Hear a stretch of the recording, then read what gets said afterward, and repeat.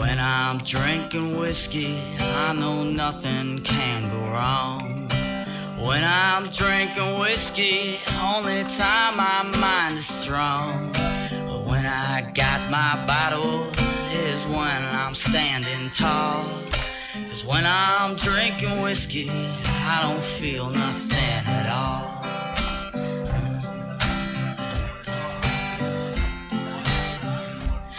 Oh, when I'm good and drunken, can't nobody bring me down. I like to drink my whiskey when nobody is around. I know my empty bottle's the only one that understands that when I'm drinking whiskey, I forget the man I am.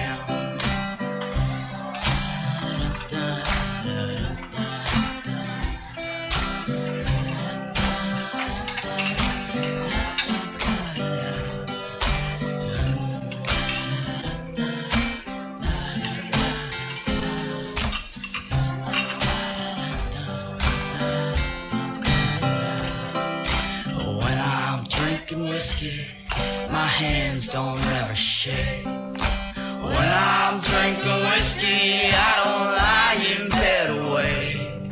'Cause when I got my bottle, I don't care if I'm alive. 'Cause when I'm drinking whiskey, I ain't afraid to die. 'Cause when I'm drinking whiskey, I ain't afraid to die.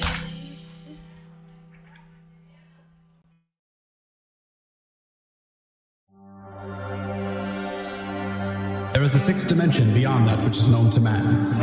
A multiverse as vast as eternity, as timeless as the Infinity Gems.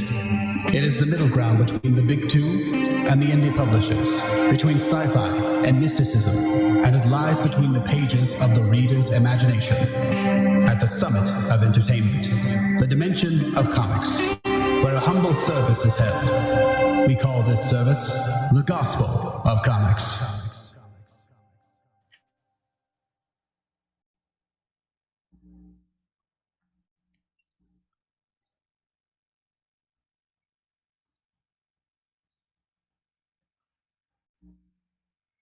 It's good to be fucking back. I've missed reading comics to review for this show. I didn't realize it. But man, that was nice. Getting home from work, eating dinner, then sitting down, finish up reading some comics. It was great.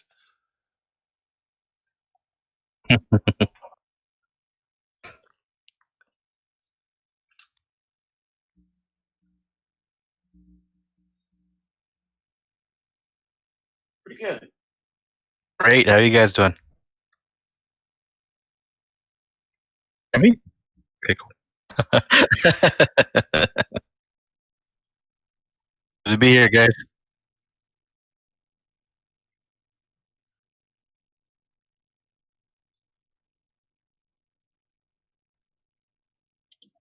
Yeah.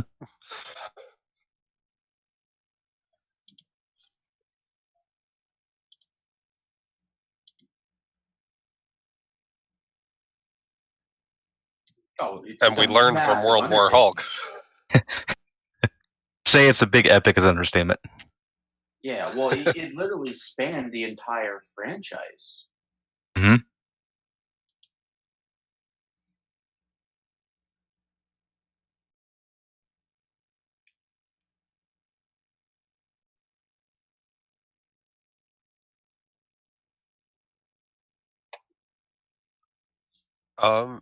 Novel Bro says you're muted in the chat, Church. Oh yeah, it feels good to be back, baby. Yeah, I did that all intentionally. We were having a laugh off the main air there. I was making fun of the fact that you guys couldn't hear me. It was all intentional. Definitely not accidental that I left myself muted in OBS. I definitely way to Ralph yourself as usual. Shut the fuck up. Look. I was late in Ricada. I was deafened and muted. You know, you gotta do the whole thing. Get it out of the way so that we can get into the comic books, right? Anyway, I obviously asked everybody how they were doing. Um, we started talking about Age of Apocalypse. We wanted to do it since the beginning of since the inception of the show, really. But as we've learned from World War Hulk, there's too much of it to sit down and try and explain in an hour or 2 hour segment if we want to go through any of it at all. So what we've done is we've broken it into parts. The first part, however, is the lead up to the Age of Apocalypse, and that is the Legion quest. Now, who wants to explain Legion before we start looking at these books? Who feels like they have a good enough grasp of Legion as a character to handle that? Man, Joe Biden as a mutant. that's pretty. That's Maybe kind of. Yeah, I guess so. Yeah, I guess so. pretty apt. Yeah. As much as it's a joke description, that's pretty apt. Um, Legion was a psychologically fragmented character who. Well, if Biden had the ability where you go around just killing people and absorbing their personalities. Well, I You know. I actually Spirit cooking takes a That was toll on pretty you. entertaining. Jesus. Why do you Christ. think he's always sniffing people? he's prepping them for brain consumption. Yeah, I he's don't know. sniffing out the ones he wants to take. I don't know why I do this to myself, ladies and gentlemen. I bring this upon myself willingly every week. I come back. I start the stream up. I have to boot the stream up for this to happen. If Just let that sink in for a second. Just hear Church's willingness to live slowly drop as he says that sentence. I have to make this possible, ladies and gentlemen. I was actually hoping someone would bring it a little closer to something people can actually understand. If anybody's seen the movie Split or Glass, with James McAvoy's character, the Beast, the Horde, multiple personality disorder. That's kind of a good analogy of what Legion is. He's the son of Charles Xavier and a woman named Gabriel Haller. Great naming. Great naming back in the day. Holler. What was that, Einbrecht? She's Yeah, an very Semitic Israeli name. diplomat, if I remember correctly. Yeah, but she also was a patient of Xavier's, as we learn in the Legion quest. It's funny because Go ahead. I guess Wiki screwed up, but if you Google, I looked at it today, I couldn't remember who his mother was, and I looked it up. Mm-hmm. It said it was Moira McTaggart. And I was like, that's not right. Not in this book. So I looked it up again, and they gave me the right answer. Not in this book, it's not right, but I'm sure somewhere it is. There was also a television show called Legion for a little while that apparently was met with a lot of critical acclaim. I did not watch it. It was fun to watch, but it wasn't a good adaptation. That's my opinion of it.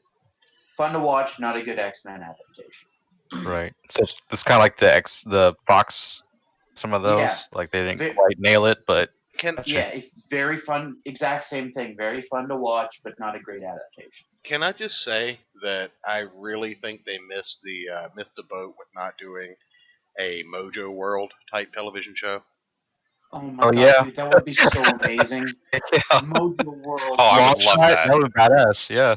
Mojo's one of my favorite villains. A fucking TV show. Like, that's his whole thing. Yeah. Mojo's running this ridiculous alternate reality spanning people with TV superpowers franchise. against each other to slaughter one another.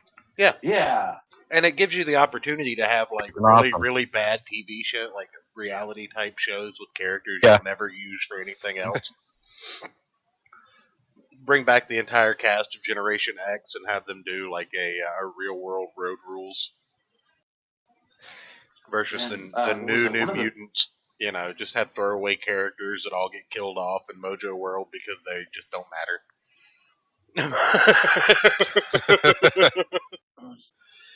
But anyway, back onto the point. So Legion Quest, just a broad idea of it, is basically the catalyst of Age of Apocalypse. It's what brings the Age of Apocalypse in. What titles did you guys read for this? Oh man, I just drag out my omnibus. I said I read the whole thing again. Um, I have all. Yeah. Well, whatever you sent me. Well, the rundown that I have in the reading order that I have is Uncanny X-Men 319 through 321, X Factor number 109, X-Men number 40 and 41, and Cable number 20. Not necessarily in that order, but yeah. Yeah, if you read like the omnibus, it has a lot of extra stuff in there. But it's just because it's all everything that it felt. I think like since the very beginning of omnibus, what I have it does like these cool little 2-page intros for each of the characters.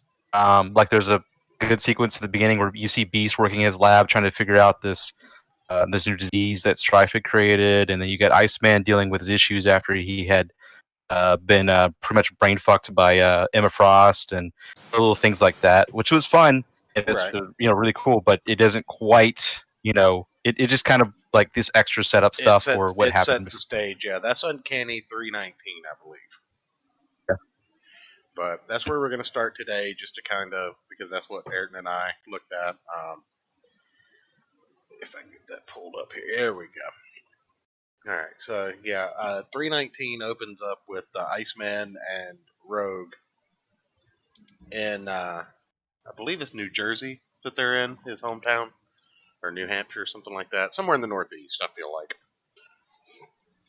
But, yeah, while Rogue's having her I need to get away from the X-Men problem. Yeah. That she has every, 20 issues. Well, every time they launch a standalone Rogue title, they have to give her a reason to get away from Gambit. Only so that she can be sucking face with him in 7 issues. Yeah, this is just before that. Right. Yeah. So... But, Gambit, you're an asshole. Yeah, basically. 7 issues later. Oh, Gambit, I love you. Mm-hmm. Yeah. Yeah, it's Long Island, so I was... There was that fun sequence in there.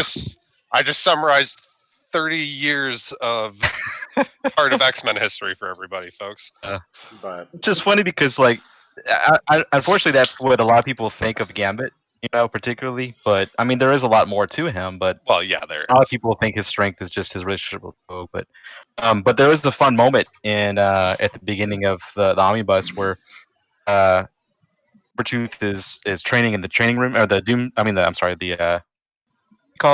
danger room, and Cyclops at first was controlling all the stuff to make him fight, and he had to do something, but Gambit was like, "I'll take over," and then Gambit puts it on extremely hard mode, and all these things come out, start trying to kill Sabretooth. He just gets all pissed off. Yeah. Gambit is a wonderful character that they've done horribly wrong in the fucking movies. Yes. If you want my honest opinion of it, Gambit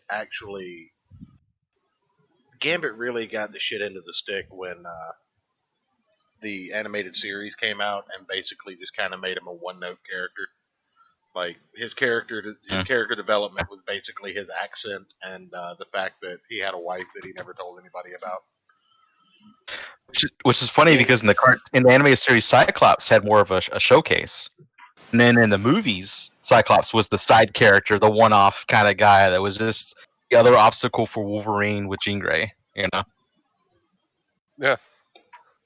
Just based on who was popular and whatnot at the time, I guess.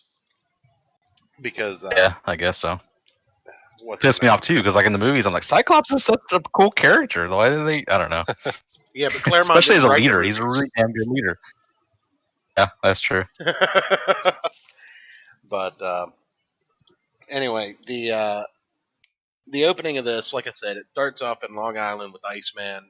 It really doesn't have a whole lot to add to the overall story. We can touch on it if you want to. No,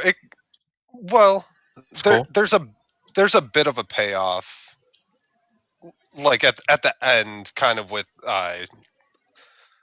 with Bobby's sort of like character development through this storyline. Yeah, this is where you get full on Iceman, where Iceman starts becoming that ice monster character, where he can just like manipulate all the water around him. Period.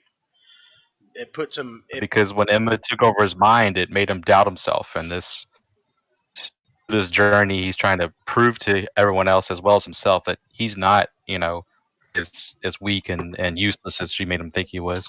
Well, not only that, but it's also what pushed his power level over the Omega level, because before then he was not an Omega level mutant. But one thing I did, and I kind of feel like, now think about it now, like I'm really glad that they did that as well, not just because it was interesting, but for his development in the time that before Age of Apocalypse. Then when you see him in Age of Apocalypse, and he's like this crazy, awesome, just his legs are like constantly a pillar, and he's just like flying around on that instead of sliding anymore. He's got the spikes over his back and stuff, and he's making like giant fists and blades. He's Ultimate Iceman. He's basically Ice Green Lantern. Yes, that's a good comparison, actually. instead of willpower, Ice I'm just Lantern. going to use all of the mist around your head to close off your oxygen supply. Good luck. I like to think of it as Legion Quest was preparing you for, he was going to become in Age of Apocalypse. Right. Another thing that I think that ties this stuff together and kind of gives you an idea of where the story's going is Professor Xavier is having like this vivid dream, and Magneto is in his dream, as is Legion. And Beast wakes him up from this dream. Let me pull that up. Pull that page up here. Come on, where you at?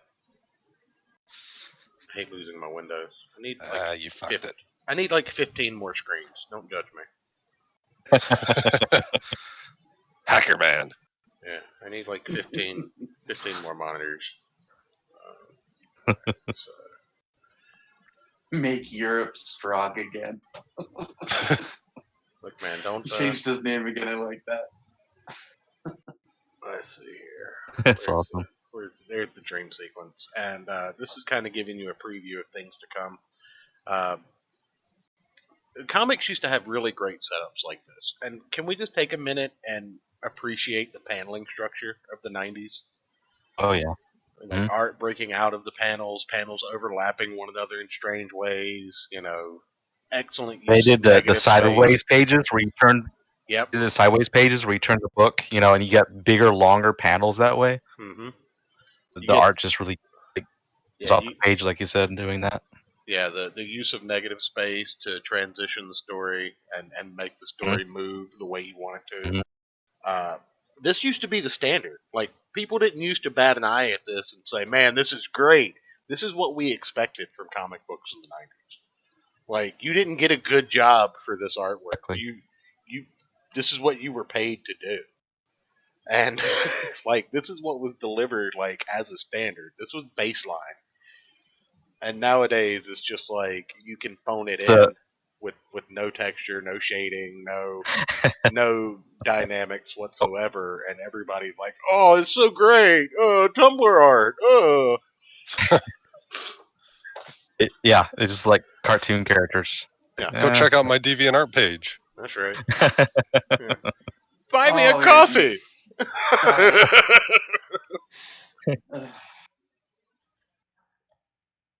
But yeah.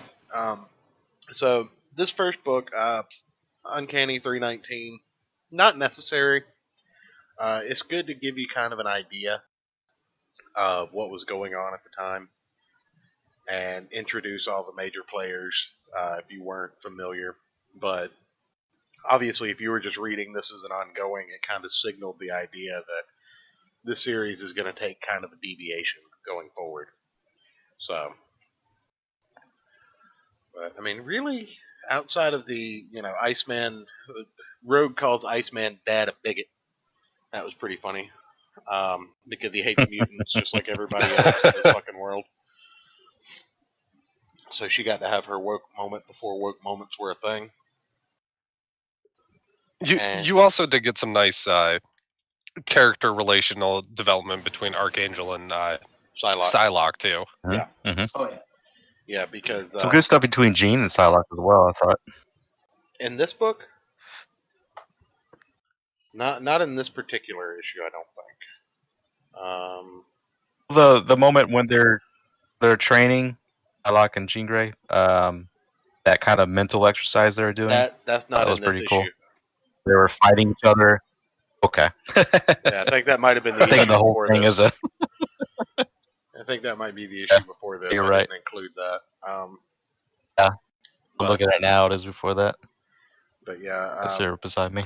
that was more of a if you don't know who the X-Men are, this is going to introduce it to you issue. Writers usually have to plot this stuff out. Which shame on you. Right, yeah. Well, a lot of people say, this is what got them into X-Men, particularly Age of Apocalypse. Oh, definitely. That were growing up at that time. Was the big one for me. I started on the Executioner saga, and that kind of pulled That's me how I into started too. Age of Apocalypse. Really sold me on X-Men. Fatal Attractions, I thought was fantastic as well. Man, between those. I didn't read Fatal Attractions until much later, and that's a brutal arc. Like he finally goes ham. Fantastic. What about you, Ayrton? Where did you get in on X-Men? Or were you just kind of pick and choose guy? Yeah, that was a good majority of it. I obviously remember the cartoon, and then I remember it was growing up. A friend's dad of mine had a bunch of old X-Men comics that he would let us read when we were, I don't know, like 8 or 9. But for the life of me, I can't remember. I couldn't tell you what arcs they were or anything like that. It was back in the good old like bright blue with yellow underwear suits. That's all I can remember from them. I was a Days of Future Past kid. That was one of my dad's favorites, so it rubbed off on me. And then I know it's frowned upon, but I did kind of get into the Ultimate X-Men series for a bit there. I did enjoy a good chunk of that. Look, who doesn't enjoy Boar the character? Where the Blob just goes around eating everybody. Good old Bob. Yeah. just the Vor fetish as a character in a book. That's all that was. But there were a lot of cool story arcs, I thought. And then Ultimate Blob was basically there was this one like if Kirby goes bad.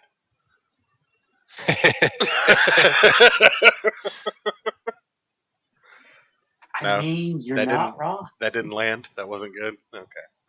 I'll scratch that one out. But yeah, that's pretty much it for the introductory issue of Uncanny X-Men 319. It was written by Scott Lobdell, or no. Yeah, Lobdell. Scott Lobdell. Steve Epting was the penciler. Mark Waid did dialogue. Not on the first couple of issues. He jumps in, I think, when Legion Quest proper starts. I was actually going to make a point about that. I wasn't sure about the earlier issue. Yeah, he jumps in when Legion Quest proper starts out, because even though there are 4 issues with Legion Quest 1 through 4 on it, there are actually 5 Legion Quest issues because continuity. Right.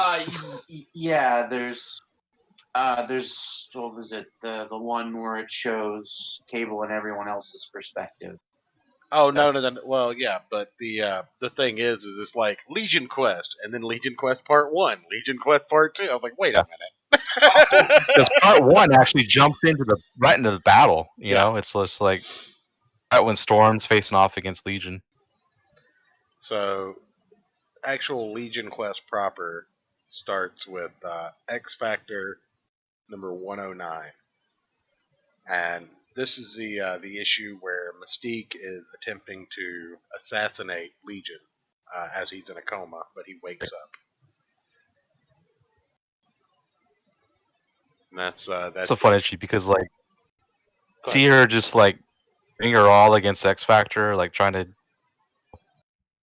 come down because they're trying to stop him from getting into him, and then he wakes up and then just takes her out like it's nothing, and then X Factor tries to go against him, and he just gives them away pretty much too, and floats away in a bubble. Just showing off like how incredibly godlike he is. Just like whatever, guys. Yeah, or just Mystique little ants to me. Yeah, Mystique just get on my like way. like the Witch of the East in Wizard of Oz, right?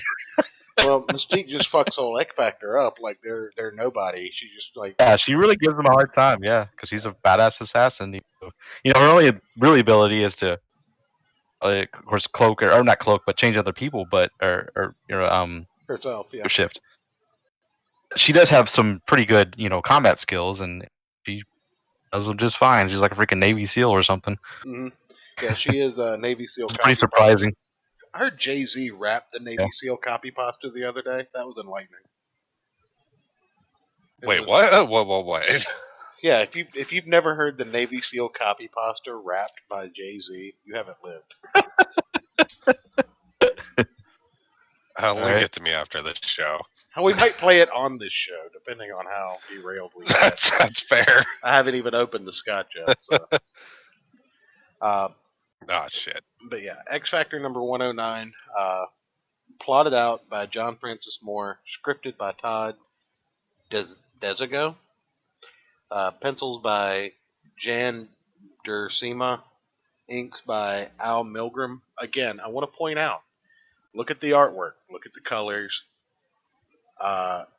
This was standard. You don't know any of those names. If you tell me you know those names, like, unless they did something really obscure that you personally love, like as a whole, none of you know who these people are, and they still delivered this level of quality.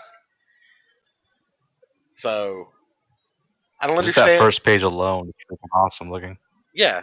Yeah, it's just like you said. Well, actually, this is the second page, the big spread page there. Oh yeah. But yeah, like you said, I didn't know who these guys were until I went back and read all these. Like, oh, okay. Oh, no, he's coming a little later, but Andy Kubert, I knew him, and like, freaking hell, that dude just freaking knocks it out of the park with his freaking pencils, dude. Oh yeah. We'll get to him. Yeah. But Andy Kubert, man, Jesus. I just don't want it to be forgotten. I want everybody to understand. Like, look at this artwork. Understand that this was the norm. None of this was digital. Yeah. This was Even the colors, they all draw this by hand. Right. And this is what was expected. This is just what you turned in. And kind of probably felt bad about because it wasn't special. Because it was just like everything else. Because they're pre-Legion Quest. Yeah. Is that what you mean? No. What I'm saying is like the artwork is just it's Marvel house style. Like this is what they expected everyone to draw like.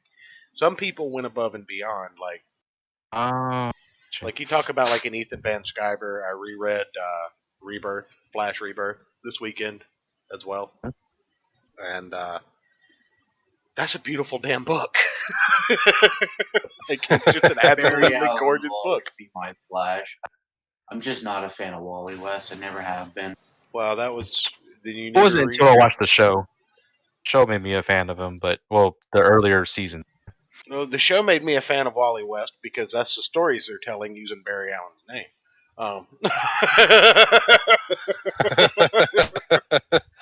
Yeah, you're right. Like a lot of people don't realize Barry Allen was literally dead in comic books for 18 real years. Most of the Flash stories that you know and love are Wally West stories. Wow. Never thought about it that way, but yeah, wow. Crazy. Yeah, I mean, and it even goes back as far as the original Flash show. I know we're getting completely off topic, but hey, that's what we do here. You go back to the original Flash TV show on Sci-Fi with John Wesley Shipp, and that was a Barry Allen TV show written about Wally West Flash. So, I mean, that's just kind of the formula they've always used, and it kind of explains why when they try and bring Barry Allen back, it's always such a clusterfuck because Do we really need 15 speedsters in the DC universe? They seem to think we do, really. Yes. But anyway, back to Legion Quest proper. Legion wakes up from a coma. Before he went into his coma, he had fractured personalities with, several different faucets of power, and as referenced in the previous book, each personality had its own individual power. Right, and as it was referenced in the previous book, his psyche seems to have healed, and he is now considered probably the most powerful mutant on the planet.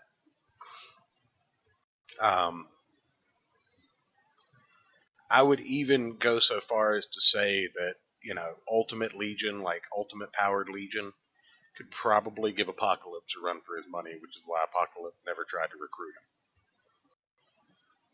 This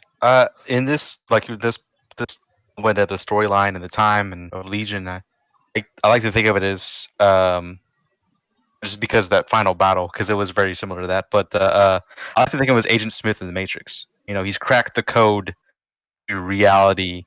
Is just now able to bend everything to his will. Time travel, flight, crazy energy projection, and just dominate everything. And you leave your hand, and you just be zapped into somewhere else.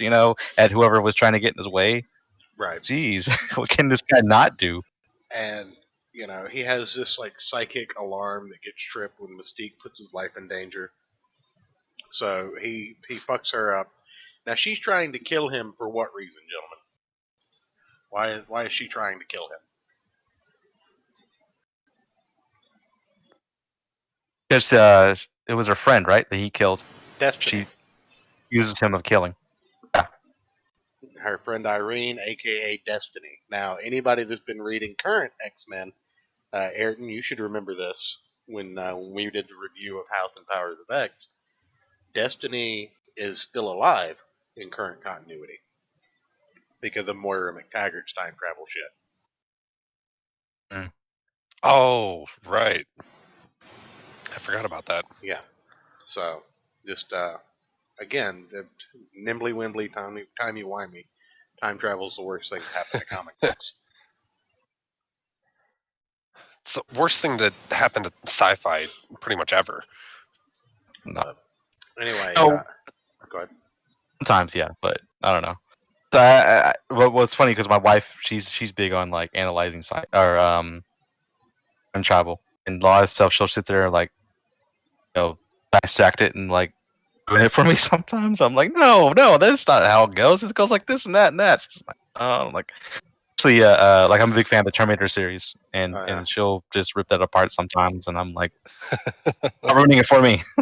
No, get her on the show. I want her to ruin this. It's just fun, give her the headset. I want her to ruin this. This is bullshit.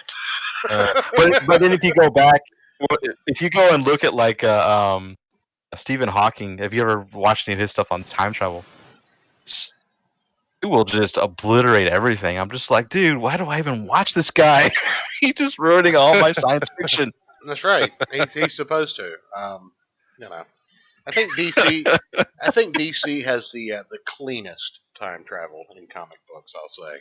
Marvel plays it fast and loose like they do with everything, especially in this era. But DC, I feel like, explains it the best. Like, okay, well, when something shitty happens, it just creates a new reality where that shitty thing happened. And we just kind of shove that under the rug, and we call it the dark multiverse. And in 20 years, we'll start pulling ideas out of there because we're all out of them up here. But it almost seems like more of a cop-out doing it that way than Marvel's way of just like, shit happens. Crystallize the entire universe! Exactly. But yeah, that was pretty badass. But Mystique goes through and just thwarts the entire X Factor. Wolfsbane, Polaris, Forge, strong guy. None of them can catch her. None of them can stop her.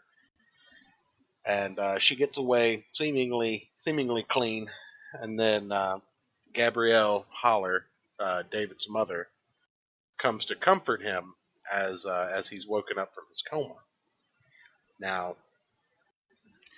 And what kind of... Hold on. Real quick, what kind of nurses keep his hair like that while he's in a coma for however long it's been? I want to know how his hair stays like that at all. I mean, well, without hair gel, whose hair just sticks up like freaking Bart Simpson all the time? Let's see. That is my main question. I need answers to this, Marvel. Who was that hip hop group that had the really tall hair? Who was that character? Oh, Kid and something. I can't remember his Play. name. Kid and Play. Yeah. That's got to be the inspiration for this hairstyle. I'll get him pulled up on screen for you. Underage or kid's age. David Haller's true power when he's asleep. It's a hair erection. Well, let's His mutabilities. Let's get this pulled hair up on gravity. screen for the people. Oh no! Yeah, actually put the picture in there. I know what I'm doing. I've done this before. Oh, you broke it. I break everything. There we go. That's the. Why is it such a small image? Damn it! I hate you so much. This is the way. The internet. I'm terrible at this. I don't know what I'm doing. Why is it so small? It's supposed to be a large image. Kid and Play. Holy shit. I don't understand. I don't. He's got nothing on Legion's fade. Come on. Yeah, Legion's fade is fucking legendary. He's got like a whole freaking 2 foot or plane up there, just. All right, I mean, Legion's like 6 foot without the hair. With it, he's just. You just made me think of like on his trading card, it would say like 6 foot, top of his head, and then another and a half or whatever. Motherfucker had like a protractor and a compass and stuff to measure out how he was going to get his hair cut. It was a fucking math problem. Man. I wonder. Exactly. There we go. Did that work? Oh no. Did I break it? There we go. Finally. Figured out how to put an image on the screen. Not a thumbnail. Did it. A+, guys. A+. Also, why would you have that, like, country road dirt track shaved into your head? Especially in the front. Like his partner. I never understood that. Like, he kind of looks like, the back road is the name of that style. Right. Banjo music looking at the top of his head. How do you hide uneven balding? I got you, fam.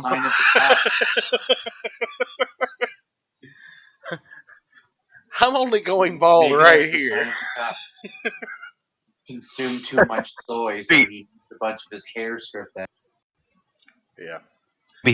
He saw too many other guys the hairstyle at first, and he was like, he took the clippers and just went zip, there. Now I'm different. That's right. I know how I stand out. Now that we've gone down that little rabbit hole. No, he was just sponsored by Nike. Thank you guys for indulging me. Little check on the Kid and Play flashback there. But anyway, and I actually remember Kid and Play, and I'm sad. I'm looking at pictures now. He did get it pretty high, not quite Legion high, but he did get it pretty high. He did. Props for that. He stuck with it, man. A lot of Elmer's glue to hold the hair up. I feel like he just shampooed his hair with Viagra.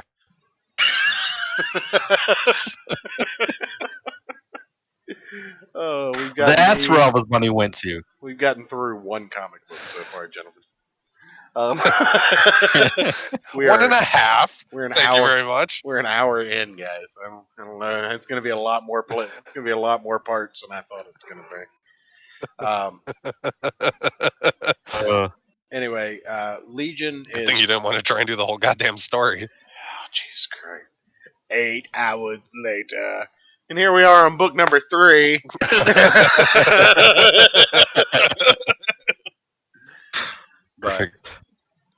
we actually get a glimpse into Legion's streaming head. from work. And, what kind of cigarettes do you need? Marlboros? Okay. Yeah. You get a look inside of Legion's head. You see all of his alternate personalities dead, so to speak, in his head. Also, Destiny is in his head. He apologizes for killing Destiny in his own head. But it's the most lucid you see him. And this made me want to bring up a point about multiple writing teams writing the same story. Because to me, this issue felt really out of place. Because he almost seems like he has it together here. Like, in this little thing, like, he's not evil here. He defended himself from someone trying to assassinate him. Yeah. I don't think any of us are going to fault him for that, right? Like, we're not taking points off for that. I'm wondering too if they're just playing with that idea that, maybe he could be saved. There's a slight piece of that there. But at the same time, there's just too much, of the darkness in him. Well, I don't know, because it almost seems like this is the only time where you see this level of lucidity, and he just kind of loses his shit for the rest of the story. But it works because he's on a mission. Yeah, it works because it's him. But in this issue, it's almost like because of the multiple personality. Yeah. In this issue, you feel like that's kind of like when we were talking about earlier, the Beast. Yeah. Well, it's kind of like earlier when you were talking about the Beast. From he had those moments of maybe he can be saved, maybe he can be not a monster or whatever, and then the monster takes hold, and that it just goes from there. And then he never lets go. He's definitely going to be a monster. Sorry, guys. But this is kind of the point where Destiny's like, my death couldn't have been prevented. You shouldn't blame yourself. And really the only thing he's done is try and escape the place where he was in a coma. You chalk that up to confusion. He defended himself against Mystique, but he seems fairly normal in this part, and it doesn't really jive with the rest of the story. But that doesn't mean it's bad. It would have been interesting to kind of go down this path a little further, I think, as opposed to I'm just fucking insane. I mean, at the same time, though, you kind of see, I don't know, you kind of see him like killing off his other personalities, if you will, in his head, and then trying to apologize to Destiny, and then her manifestation, which we can assume is part of his psyche, is kind of messing with his head a little bit. So you can kind of see like little breadcrumbs of he's still not quite entirely there. I don't see it as him killing off his other personalities. When his psyche became one, they just kind of went away. Like quote unquote killing them. But yeah, but like metaphorically killing them. I almost look like he's mourning them. It seems to me in this sequence.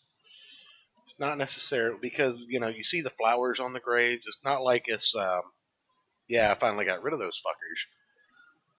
But there's flowers on the graves. He's apologizing for killing Destiny and his moments of craziness. Like I could see it both ways. Like I could see it the way you're talking about, but personally, I don't think that that's here. Like I don't see the insane Legion in this sequence. You got some more fighty. Don't necessarily see the insane. I don't necessarily see the insane Legion, but I see him kind of like on the line. Like he's not quite all the way not insane. He could like tip back over at any point. Is kind of what I see in that page or sequence, I guess. So by the end of the book, though, I mean, you got a little more fighty between Mystique, Avalanche, and X Factor. Eventually, they encounter David again, Legion, and he basically, shuffles away X Factor with his mind, and floats off in a bubble and just says, "I'm gonna make everything better." And then you kind of see the craziness start to come back. But I just kind of wanted to lament a little bit that it would have been interesting to go down this path of a sane Legion a little bit further. Yeah. And I just want to know why Mystique, if she doesn't want to be so obvious, why she wears a skull belt and tiara thing. I never understood that character design. Like, make sure we know she's evil. I like Skeletor trying to be real. Yeah, yeah. You don't see Skeletor. Doesn't quite work when you got Skeleton Man walking around going, "Oh yeah, guys, I'm good, guys. I'm gonna help you out." And I don't know about this guy. Yeah, wearing a fucking polo shirt and khaki short. Yeah. Has like the sweater tied around it. Has a sweater tied around his neck. That would be awesome. But yeah, that remind me of that. A 9-iron instead of a sword in his hand. Remind me of that meme. Have you seen that where he's it's some piece of art that someone did, I guess digitally or whatever, but standing in front of the fireplace with a glass of wine in his hand, and he's standing on top of what was He-Man's cat's name? I can't remember the name of it, but he's staying on his skin like he killed it and turned it to a rug, and you're just like, oh, what's up, guys? This is my life now. You know, I killed He-Man and I've conquered Eternia. But chilling by my fireplace, drinking some wine. Now I've got it open here to I think it's page 16, something like that. Let me double check. It's the fight between. There we go. Yeah, page 16. Strong Guy and Avalanche are getting into it, but I love the way they draw Strong Guy. So fantastic. Mm-hmm. I love Guido. He's one of my favorite characters that never got enough love. You know, I love all his pop culture references. Huh? Yeah. I gotta say, I love his original design of Strong Guy. That he was already he's meant to be an exaggerated, big muscle bound type character, and then when you see him, like you said, when you see him drawn that way, really playing to that, it is great to see. I don't know if they ever had him go up against the Hulk. I mean, I know the Hulk would eventually outpower him, but that would be a fun little exchange, I think, especially if it was like a smart Hulk, as opposed to a just generally enraged Hulk. Guido just quipping with a smart Hulk, making him madder. Mm-hmm. Maybe a couple of Madrox clones hanging around because him and Jamie Madrox always were buddies. Favorite mutant, by the way, of all time, Jamie Madrox, the Multiple Man. I dug him later on in the 90s in the X-Men. Yeah, I thought he was X-Men, but X Factor. Then, yeah, I guess it's the only time I really got into him. I was gonna say that I remember him being in the movie, but they didn't really do him that well in the movies, I should say. Him as a detective. I'm also a great bit. That one.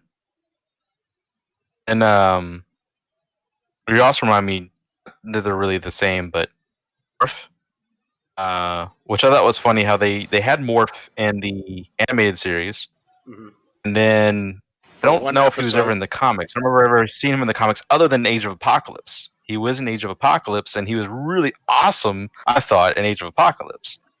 I thought he was kind of just like this guy that was in the animated series, and okay, you can morph into things, all right.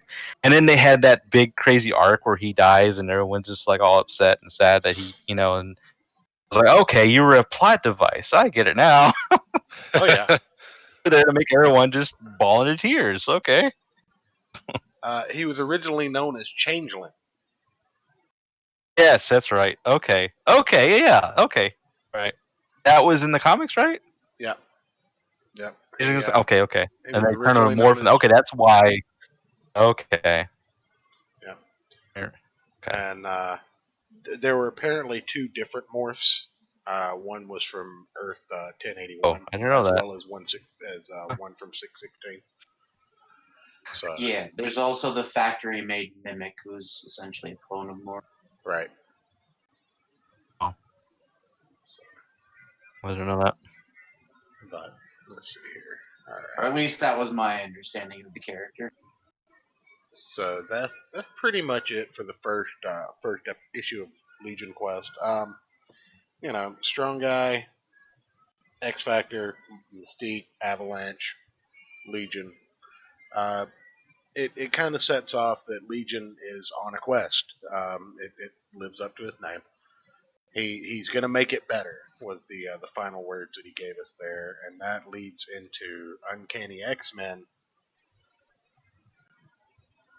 I believe it's number 320. It's the cover with Storm and Legion on the cover there, and this is where everything kind of starts to pop off. Oh, real quick at the end of the last one you're talking about. Mm-hmm. This is something I was going to bring up earlier, but I forgot. But all the different elements of the story that are brought in. You got time travel. There's some cosmic stuff because you bring in the they called the Shi'ar. Shi'ar, yeah. Yes, the Shi'ar. Mm-hmm. And then because that was at the end of the last one. Which I thought was pretty cool. They brought her in, and this little guy comes in and tells her, "Hey, there's this crazy shit going on in the universe. Everything's about to bleep out of existence. We gotta get going and fix this." I think that's the one we're about to talk about. Yeah. Oh, really? Yeah. Oh. Right. You're one ahead of us. Oh, you're right. I'm sorry. Okay. It's all good. Way to spoil it, Scott. Thanks. Right. Appreciate that, buddy. No, it's my new nickname. Go ahead and somebody else can kind of give us a run through of this one. It opens up, and apparently after spiriting away X Factor and just kind of blowing Mystique off like she doesn't matter, Legion finds himself fighting the X-Men, including Storm, Iceman, Bishop, Psylocke, and who else? Storm, Iceman, Bishop, Psylocke, and Jean Grey. Grey, yeah. So if somebody else wants to kind of jump in and give a rundown of what's going on. That was a pretty good showcase of them going up against Legion kind of one at a time. I didn't quite get so much in that yet. It was more on Storm, but a little bit here and there, and then Bishop goes up and of course Legion zaps him out of the way, but he was just a distraction, and he actually absorbed a bunch of Legion's powers or his blast. Then Iceman and Jean come in and surprise attack him. Though, of course, it's Legion, so it didn't do what they wanted. And then Bishop actually absorbed enough of his time energy to use it to warp into time at the same or behind him as he warps through time. And so he sits there and reveals his plan to Storm that, hey, this is what I'm. This is the things I love too about Legion. Like he sits there, he's so confident, that he's so powerful. He thinks that nothing can stop him. No one can stop him. He's sitting there telling everybody his plan. Yeah, I'm gonna warp through time and go freaking kill Magneto. Keep all this this present timeline from happening. Let Xavier just get rid of everything in Xavier's path to let him do what he wants to do. Yeah, quote unquote, bring salvation to mutants and humanity. And Bishop's like, "Oh no, you don't," and then goes right in through him with the power they absorbed, the time energies he absorbed. Ayrton, you can kiss my ass, by the way. I asked somebody to start the rundown, and then nobody did. So I started it up.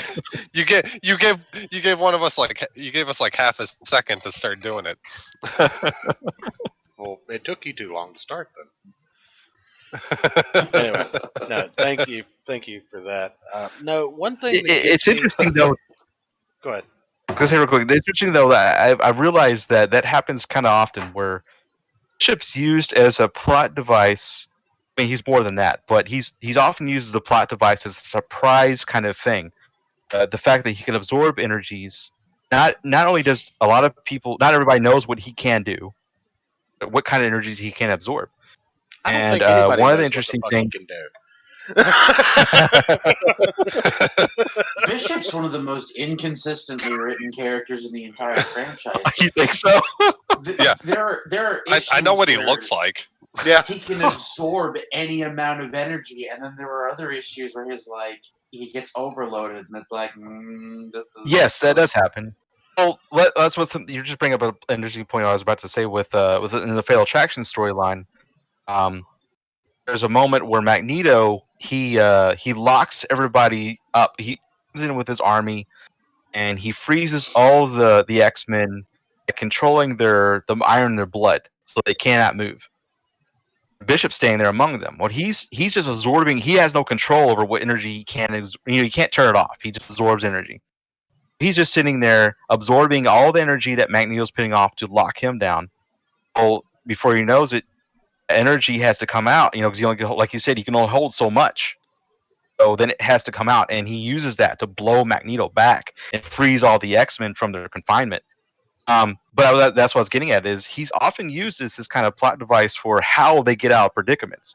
Like in this situation where Magneto warps into, or not Magneto, I'm sorry, Legion goes back into time, and the X-Men he thinks the X-Men can't follow him by doing this, but he doesn't know that Bishop just absorbed a bunch of that same energy, which he can also use to follow him into the past. Oh, and it's pretty ingenious how they do it too, because Psylocke. Yeah, Psylocke's plot device power is allowing her to anchor everybody onto Bishop. That's right. Yep. Again, that brilliant things, the ideas they come up with too, of how they mix their powers together and come up with the new and interesting ideas.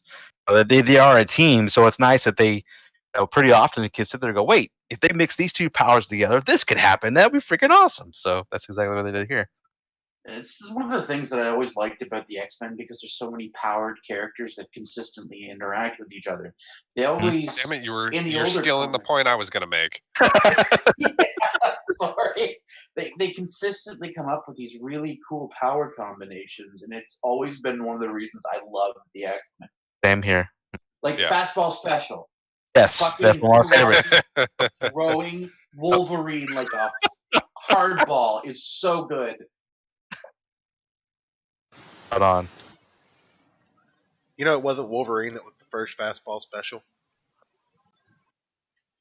Yeah, Wolverine. I think, wasn't it Wolverine or was it Beast? I don't remember. It's been a long time. Let me look it up, but I don't think it was Wolverine. The first Fastball Special was the maneuver for... Oh, no, it was Wolverine. Wolverine had Colossus hurl him into battle. My favorite Fastball Special character, though, is Puck. Oh, God, Puck. Yeah, I really Puck too. Yeah. Puck and Sasquatch. Puck. I had legitimately forgotten about Puck. That's because everyone forgets. There's a lot of good secondary characters in the X-Men universe, to be honest. Like the Morlocks. I love the Morlocks. Yeah, I do too. Oh, yeah. The idea of them. Yeah, they don't show up nearly often enough. Right? No, it's frustrating too, because I always loved the angle that they take with Sinister, because Sinister's probably my favorite X-Men villain of all time. That's part of what was kind of cool about the Ultimate X-Men run that I thought is there was that whole sub story of Nightcrawler and the Morlocks. Yeah. I think was that around issue 40 something. I think Nightcrawler starts to get annoyed with having to hide up in the human world with the X-Men and decides to see what the Morlocks are about. Remind me, do you remember the cop out they did with the what's that show called? There was the animated X-Men show, was in the early or mid 2000s, where they were in high school. X-Men Evolution. Oh yeah. Nightcrawler can turn human I appearance. hate it. Yeah, he has he has a Hollow Watch or something. Yeah. Hollow Watch. And he just that takes really...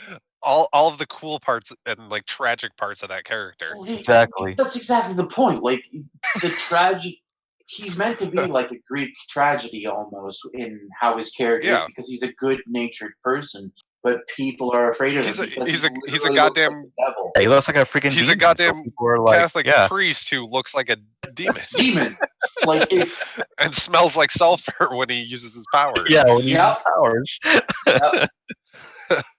It's the bitter irony of his existence, and I always Mhm. thought that was so cool. And when you take that away, he kind of he's not One Nightcrawler anymore. He's just Kurt Wagner. Yeah. Exactly. Oh, where were we on this book? we were talking about the Legion Bishop. That's where we were last on. Bishop. Oh, yeah, Bishop. Bishop and Psylocke combined warped them through time. Right. Okay. And this is where the Shi'ar show up. Yeah. Scott. And I love how the little guy shows up and he just like, what's her name? I can't remember her name. Yeah, I don't know how you say it. She has a weird name. Lalandra. Yeah. And she's asleep, Thank and she you. wakes up, and her top guardian is taken down, and she's like, "What the fuck?" This Who's little the guy Shi'ar comes and is like, virgin? "Oh yeah, I had to take out the guardian." You know, it's just like this little dude that like. I'm kind of wondering, well, why don't you have him as your guardian, not this other guy that can get beat easily by? Well, Anyway, the little dude like guards the M-Crown M-Crown crystal crystal. or how. okay, however you so he's say more. it. Yeah, okay, I get you. He's a more important guard up there guarding that. Okay. Yeah. I just agree wanna with point out everything real that was quick, just I like said. how her guard is like a is like a Shi'ar Superman knockoff. Just like blatant Superman That's knockoff. exactly what Some of the Gladiator guardian, is. yeah, or gladiator, not guardian, yeah, gladiator. That's exactly what the Yeah, you're right. Gladiator is. Right. He's Superman with a mohawk. Yes. You know, like the punk rock Spider-Man from Right. like the late 80s, but Oh, Superman. man. That's awesome. Were we talking about, that was such Gladiator? a bad Peter Parker phase. Yeah. Let me get him pulled up on. Oh, screen. exactly. You know instantly what we're talking about. Oh yeah. That guy is a knockoff Superman. Like later. And how Gladiator gets Tonka-sawed by someone 1/30 his size. I remember in the animated series, Gladiator versus Juggernaut, and it was the first time you got in the animated series where you just saw Juggernaut get manhandled, and then that It's so led much to fun the. too because he just like punches him, grabs him, and throws him. My It's favorite like, thing holy was shit. after the Macron Crystal and the Phoenix saga, after all of that was over, Juggernaut just finally came out of the ocean that Gladiator threw him into. Like, he had just been down there for 3 months contemplating. Like, Just getting more angry. right, yeah. Oh man. I'm gonna get out of the water and go beat somebody Just up now. seething. Like, That's how I picture you in between each show. Yeah, basically. Basically. Just Only I'm gonna brooding. get out of the bottle Yeah. and go beat somebody up now. A little different. Gonna pick Exactly. a fight with the fucking Church. building. Holy fuck. Somebody needs to take Church's avatar and build a church in a bottle. No, Please, no, no. somebody do Would that be for awesome. me. Someone needs to do that I too. need that. But I need fan art of Church picking a fight with the that giant fucking tower in the United States. I can't remember. Chrysler Building. Oh, the Chrysler Building. Picking a fight. Yeah. Just You know that the lore for my avatar is like I'm a walking church. Like it got Transformer sentience and stood up, and it's a church with a Transformer that has illegal gambling running out of the back. So it's pretty Pretty convoluted, fantastic Scott. lore, but yeah. I don't think even Ayrton knew Right? that there was gambling out of the back of the church yet, but that's this week. Yeah. Or even Yeah, what or the fuck? even taking on Danny the Street. That would be fucking hilarious too. I'd take on Danny the Brick, but not the street. I'd take on Danny the Brick, though. I'd Fair fight Danny the enough. Brick or Danny the Ambulance, but not Danny the Street. That fucker's too powerful. No, I'm gonna scratch that one off. Oh I'm man, sorry, guys. how about that cover art on the start of the next issue, part 2 as well. Oh yeah, Just Legion sitting there with his flames coming off him, staring like with his head resting on his X-crossed hands. and he's is kind burning of the like X-Men logo. this is kind of like he's burning.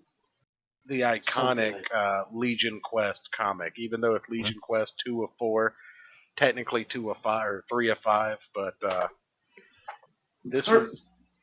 Go ahead. Yeah, technically 3 of 6 because there's that one at the end as well where it shows the X-Men's perspective as the Earth gets crystallized. But this is, I believe, this is the cover of the trade paperback for Legion Quest as well.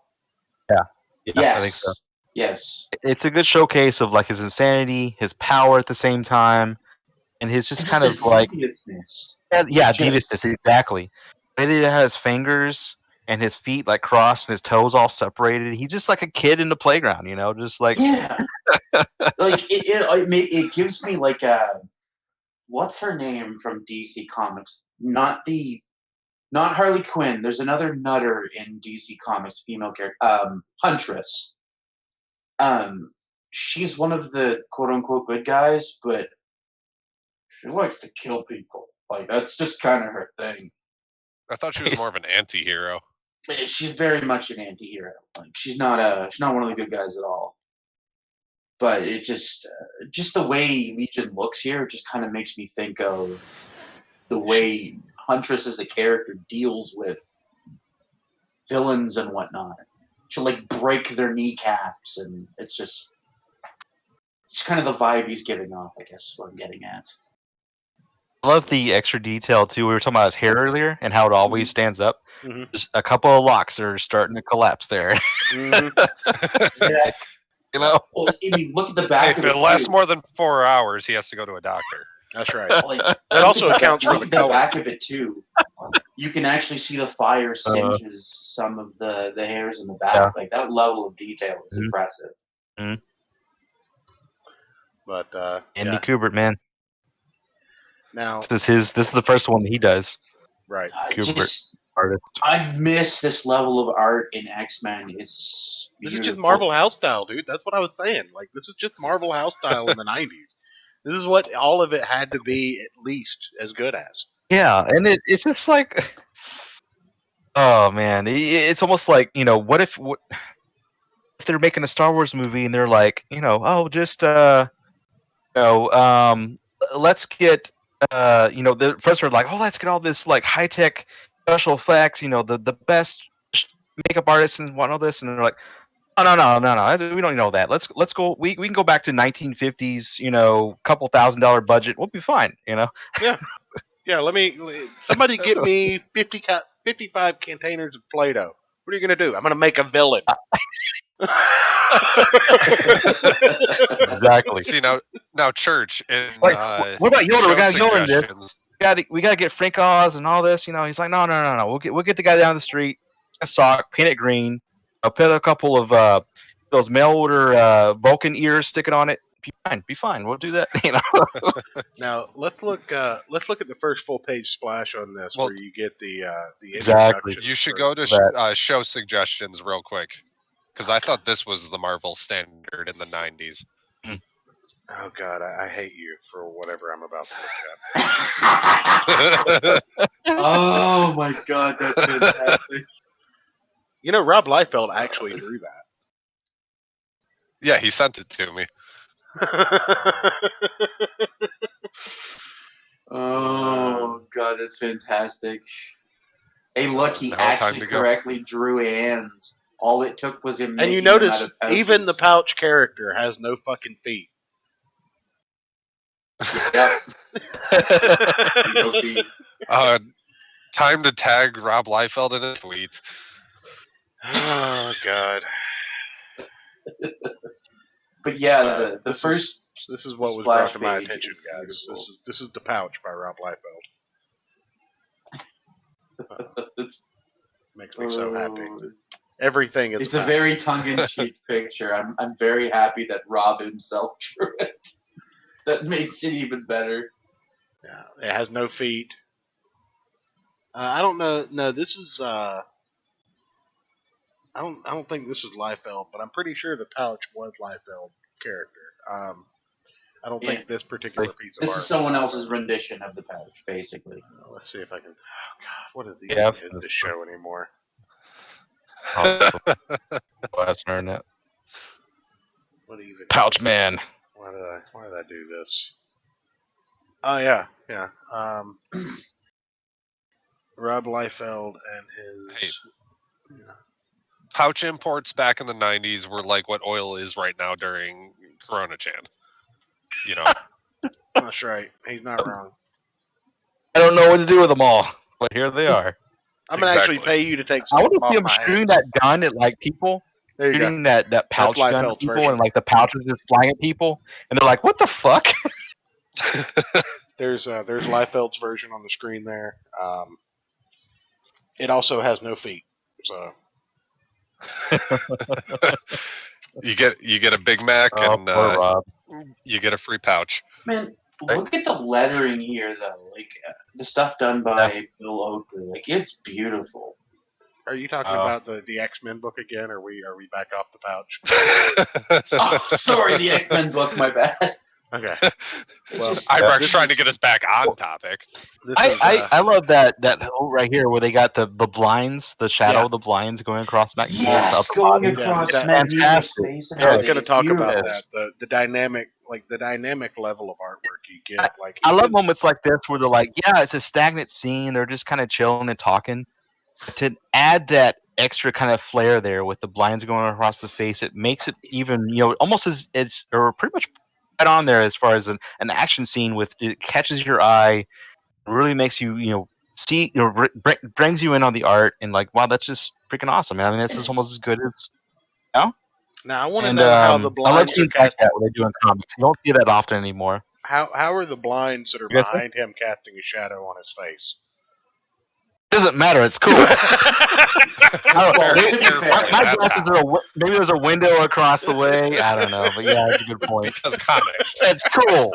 My guess is it's just angling, like because of the way he's rotated. It's technically like the lines are technically cast on his face. Yeah, I understand like what you were getting at, and there could very well be two adjoining windows. Like this could just be a very thin room.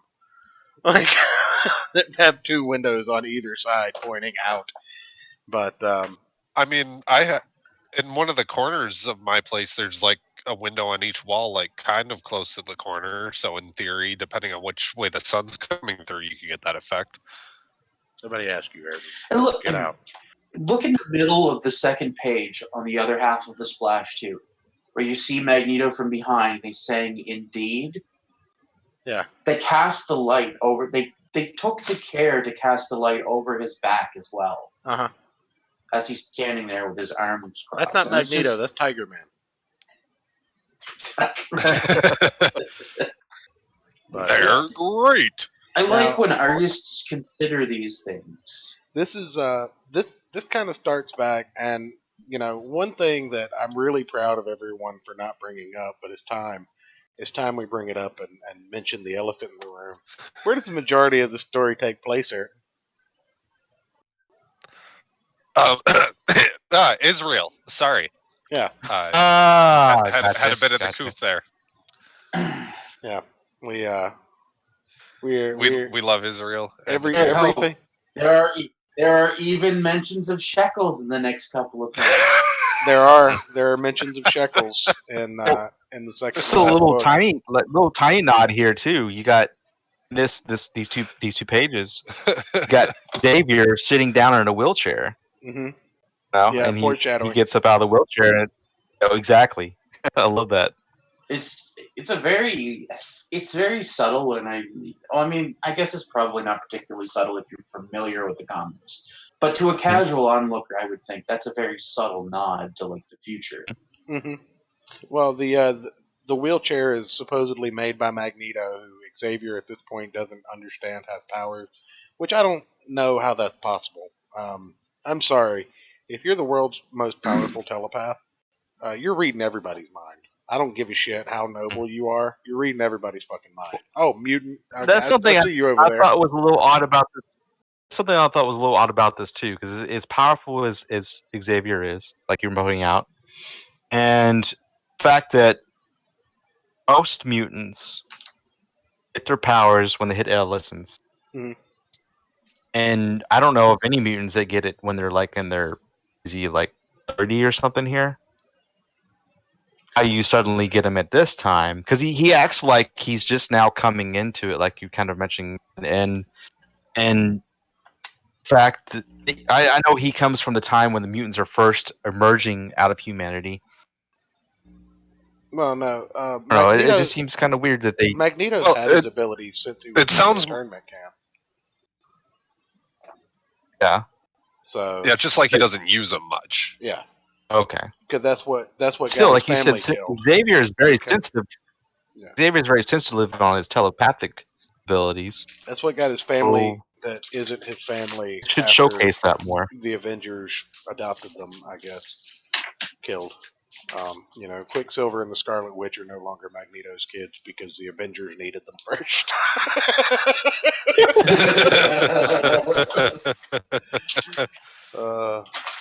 I still kind of love how they eventually brought that around and it became a story arc. I don't. It was awful. They made them aliens and experiments of like the Eternals and shit in 2 comic books that nobody bought. I didn't quite like it either. I really wanted that connection. Yeah. But there's no reason that you can't just use them and then just not mention it. And then when you own X-Men again, like you're obviously going to, you just kind of shoehorn it in. Like, wait, you guys are mutants? We thought you were experimented on like us.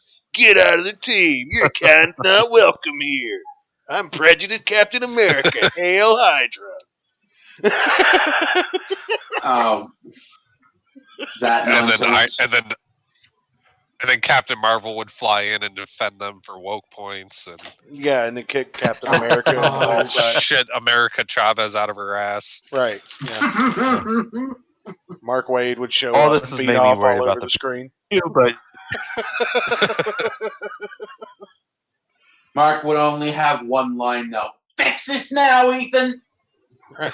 Dan Slott's the only person watching the movie. Well, Dan Slott and Gail Simone are the only people that show up to the movie, and they're just applauding through the entire 3-hour runtime. While 30 simultaneously hours. masturbating to it. oh man, yes. But anyway, this recounts like the budding friendship of Charles Xavier and Eric Lyncher, as they are for some reason hanging out in Israel in their early life 20 years ago because Xavier doesn't age.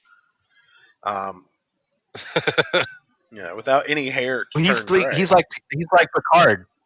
He's like Picard from Star Trek. He just always looks old. They were played by the same person. Yes. He came out of his mother. Xavier came out of his mother a fully grown adult, and he has never aged since. Can we just say though, Patrick Stewart went to like consistently looking like 43 to like looking 105 in the span of like 3 years. I think. Can we just point that out? I'm not going to make that joke. I'm sorry. I was going to. I can't. It's that Trump derangement What is it, syndrome, my Church? dude. Nope, not going to do it. Not going to do it. It's that Trump derangement syndrome, my dude. It'll turn any man into a scrotum. See, because I'll start guessing My him. theory- My guess is going to be way worse than what you're probably thinking. My theory is that he I'll tell you kind of after looked the show. old early on, and then it finally caught up to him. It's kind of like, I'm not talking about Frank Miller. I love Frank Miller, well, other than his political views. But as an artist and a writer, he's amazing. But Great creator, terrible human being. but he was kind of like that too. He looked old for a while, and then all of a sudden you don't see him for like maybe half a year or so, and he shows up at a convention. And you're like, oh my god, does he have cancer? He's like, shit. I'm not talking bad about him. He just looked so bad. I was so worried about him, and then he's reassuring people that I'm fine. I'm just got old. It's like, damn. Okay. But during this issue, we pick back up with the characters that were thrown back in time with with Legion, and apparently one of the side effects of their time travel is that they have all had their memories scrambled. So we pick up with Psylocke, Iceman, uh, Storm, and Bishop as they're trying to figure out who they are. And there's even a slight nod as to how ridiculous their costumes are because they all had the X insignia on various parts of their clothing. And they have no idea why. So, kind of takes a shot at their uniform etiquette, if you will. Right. But real quick, just on the art, like just this issue. I'm sorry. I am obsessed with the art on this issue. I love this. How Angel was drawn in this one, and when they showcase his wings, the blades on his wings, and then this shot where you got Wolverine, like full on spread, it's like half page, but still double page, spread of Wolverine down with his claws. You got the energy beams going around, but he doesn't give a fuck. Things are trying to keep him from getting to Sabretooth because Sabretooth is in prison, by the X-Men. And I don't know, it's just fantastic. And there's a great shot too of Magneto. He's freaking mad as fuck, and he's like got his arms thrown back, his head forward, his mouth open, yelling his lungs out, and it just looks amazing. And Andy Kubert, man, he just nailed it in this issue. Oh, absolutely. I like the panel above too, where Legion's perusing Magnus's mind and just it's driving him insane. Yes. Oh, hold on. And it shows all that weird stuff coming out of his head. Yeah. Yeah. I just want to say the Nazi that we have a random 1 or I guess 2-page interlude of Wolverine and Sabretooth that never shows back up in this story arc whatsoever. Yeah. Just because you gotta have some more. I love how it started. I don't love how I didn't come back. It's funny too because they do it just to sell you on the previous issue of Wolverine and to sell you on an upcoming issue of something they plan to do after Age of Apocalypse. Right. Marvel. Imagine hanging on that long. You gotta get through all of Age of Apocalypse, finish the storyline of Wolverine and Sabretooth. There's a lot of stuff that there's some other stuff too they started in this, but that in particular, I think it was one of the ones that stuck out the most. They started before, and then you got to get through all of Age of Apocalypse. And I'm saying you should rush through Age of Apocalypse. But if you're actually like, oh, I can't wait to see the rest of that storyline, and then you got all the Age of Apocalypse thrown at you. Yeah. Oh yeah, it's you're gonna wait for like 2.5 months for a lot of people while they just completely deconstruct the X-Men print line as a whole. There might have been a bit of a hiccup there, ladies and gentlemen. It looks like our bandwidth is back. We're under a storm warning, so I'm not sure how well the internet's holding up at the moment, but it seems to be doing fine. We've only lost 1% of frames, which is great. So, these great numbers for us. Ayrton, sure. Someone give us the rundown. Also, Jared starts giving the rundown. That's right. Nobody's fast enough. But no, what you were talking about those panels in the art, it kind of goes back to again Legion, and this is the best hair day he has in the entire book. But Legion's hair goes back to normal when he loses his memory and forgets who he is, because for some reason he has also forgotten who he is.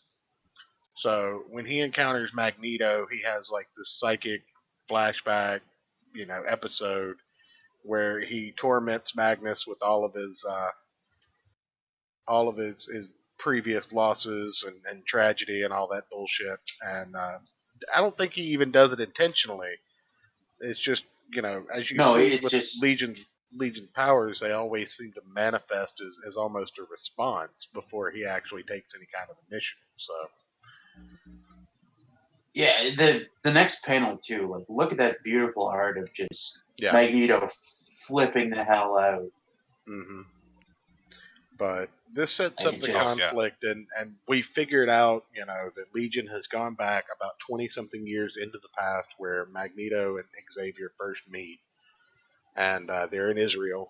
Israel comes up a lot. I'm not sure. I'm not going to make any jokes. Not going to make Settle any down, jokes. Novel Bro. Settle down. I love how Settle Magneto down, always had white hair. Yeah. Immediately where Ayrton goes. Yeah, Novel Bro joins the stream. Well, ladies and gentlemen, that wraps it up. We'll,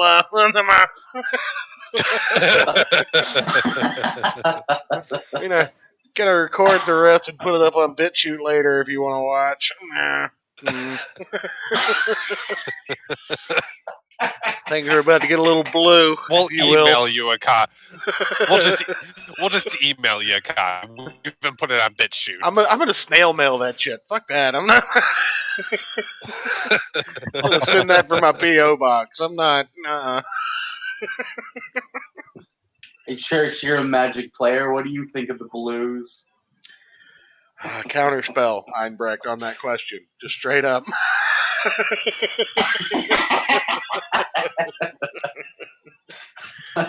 I'm going to draw 2 cards and avoid that question. Sorry. Yeah, Anyway. that's fair. Anyway, this sets up the stories. For me, I do love these old comics, and reading month to month like I was back then, this was a perfect setup. But as we get into this issue and we keep reading, this is only the second part of Legion Quest of 4. They drag the story out a lot. And I'm not sure if it's good or bad because there's so much exposition here that once you hit the actual Age of Apocalypse means nothing. Like, none of this exposition means anything. Yes, the Age of Apocalypse talks about the importance of Charles Xavier's life over mutant kind. But it doesn't matter that they were in Israel. It doesn't matter that there was a son. It doesn't matter that, Magneto and Xavier were friends or, had different ideology. Like, none of that matters once you get into Age of Apocalypse. So... Yeah, but I mean, I think it very much does so matter where, I mean, if it could have totally be different. It could have been where Xavier didn't care anything about Magneto and let Legion kill him. But he didn't, pulling everyone getting jumping into the book, but he doesn't let that happen, and that is important, and to me anyway. And then the fact that we see Legion getting into Magneto's mind, and all that stuff too, like that where he gets to Magneto's mind, showcases all the stuff that Magneto went through, the stuff that came before with Iceman's issues, even a little bit with Wolverine and Sabretooth, being arch nemesis and really showcasing that again. I think that is showcasing and that reminding people that there was all this stuff before that was very complicated and intricate and all these things. Now that's all about to be gone, Right. and everything you knew before will no longer exist, and you now have this whole other reality that comes out of that. I don't know. I think that's pretty. To me, it's pretty powerful. Jumping ahead again real quick, where they have at the end where you get this moment with Cyclops and Jean Grey and Cable. That's all I'm going to say, but it was really, until we get to that, but it was really emotional to me, and it was like, you had this beautiful moment that wouldn't happen if all this stuff didn't lead up to that. And then what happens with with an Age of Apocalypse where Cable doesn't really exist. It's X-Man and all this other weird stuff. Well, Cable's not Jean Grey's kid. To me, it matters. That's what's Isn't Cable Madeline Pryor's kid? Yes. Well, yeah, that's true, but she's always accepted him, I think, as hers. Madeline Pryor's just a Jean Grey clone made by Sinister, though, so technically it is still biologically Jean Grey's child. I mean, maybe. I don't know. Is it technically, though, if it's a clone? I mean, if it's a perfect clone, think about it. Comics. Think about it, Einbrecht. If there was a clone of yourself, and you had sex with that clone, would it be gay or masturbation? Gay. Absolutely gay. Same question. Absolutely gay. Oh man.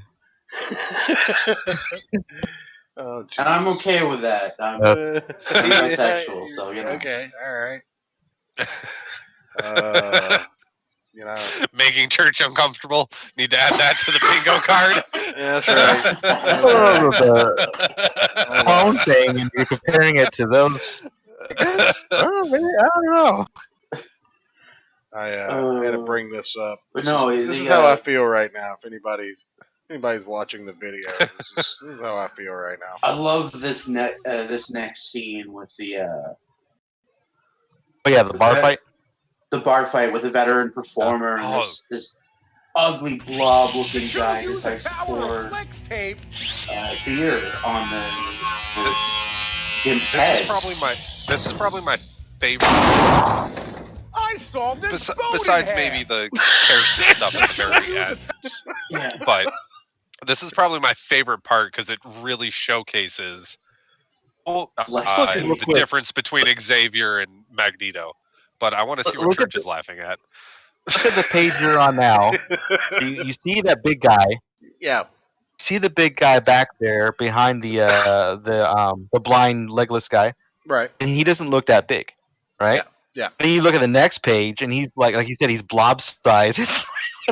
And I do love how they just totally exaggerated this guy. I mean, this giant over this poor little guy on the ground. But I don't want to say this is like, is that the same guy? An SJW exaggeration, but it almost kind of feels like that. As far as like the big guy overpowering the it is. It's handicapped guy. Is it? No, because he doesn't have suspenders. No, he doesn't have suspenders or a shirt on. Right, he doesn't have suspenders in the first one. Or an overshirt. It is just some other dude with it. Yeah. But it's still fantastic. I like how the one suspender is like towards the middle, the other one's like way off to the side. Covering his man nipple. We're gonna man nipple. What? Why does the nipple have a gender distinction now? Like it's a nipple. Like a nipple's a nipple. Damn it! Okay, well, I just I started saying man boob, but then I started saying man boob, but then went to say nipple at the same time, and they kind of merged. That's what happened there. But this is where you get kind of the idea that Charles Xavier learned how to fight, apparently in the Orient, which he never uses ever again, even though he's in a wheelchair. Like, as the world's most powerful telepath, couldn't you just, like, hover yourself around and whip people's asses? At this stage, like, I guess he's still learning how to use his abilities. Now, that is a kind of interesting, thing you bring up there, whereas how does he learn, like, if he doesn't know how to use them that so well here, that does greatly learn how to use them later on, where he can freeze an entire room just by making everybody not be able to move mentally, freezes them up like he does in the movies and the comics before too, or stuff like that. But I also wonder, maybe because he was in a wheelchair, that made him have to use the abilities more.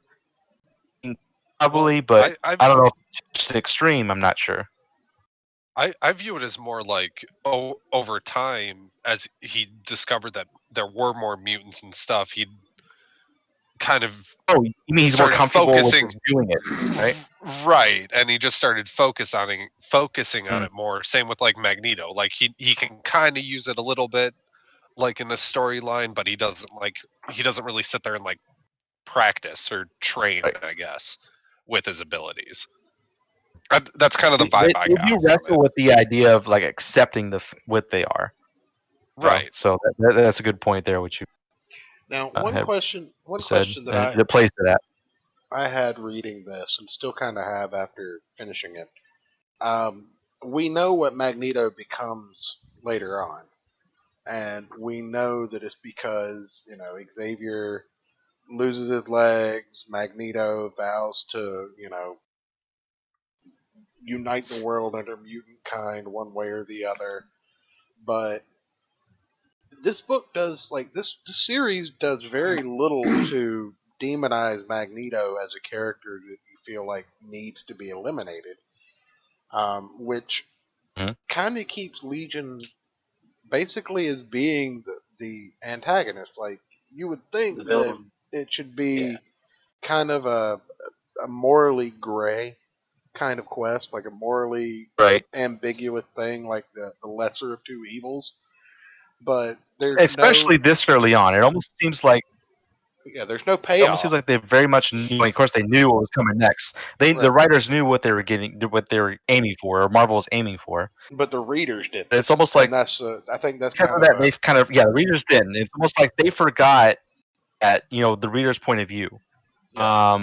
There's that's Yes, Magneto has done some horrible things. They forgot that and it's questionable whether or not he should have existed, through the time that he did and did the horrible things he did. The readers don't know of the insane post-apocalyptic version of the universe that's coming, and you get this whole X-Men meets Terminator thing. well, even That's beyond a great even point beyond that you brought that, up like there. well, even beyond that, like, you don't. At this point, Magneto's done nothing to warrant him being a villain. Why is the plan to go back and eliminate Magneto? Why don't you just go back and use your powers to just be like, look, if you don't work together with Magneto, or if you don't work together with Xavier, this is what's going to happen, and just show the war ongoing between mutants, and then be like, okay, message delivered. Well, Don't fuck me it up too. this time. Well, I wonder too if maybe that it's more like Legion's insanity. This is his way of rationalizing and dealing with the situation the best he knows how. After everything he's been through and all the crazy personalities that are in him, he just like, fuck it, I'm gonna go back in time and hit Magneto from the face of the earth. The thing to remember, that even though David Haller's mind is whole now, is he hasn't really ever been in a state where he was the one in control. So he would still be very childlike. So I think the way he handles things here is pretty appropriate, because he's still got that, just from a psychological perspective, he's still got that naive 10 to 12-year-old sort of mindset.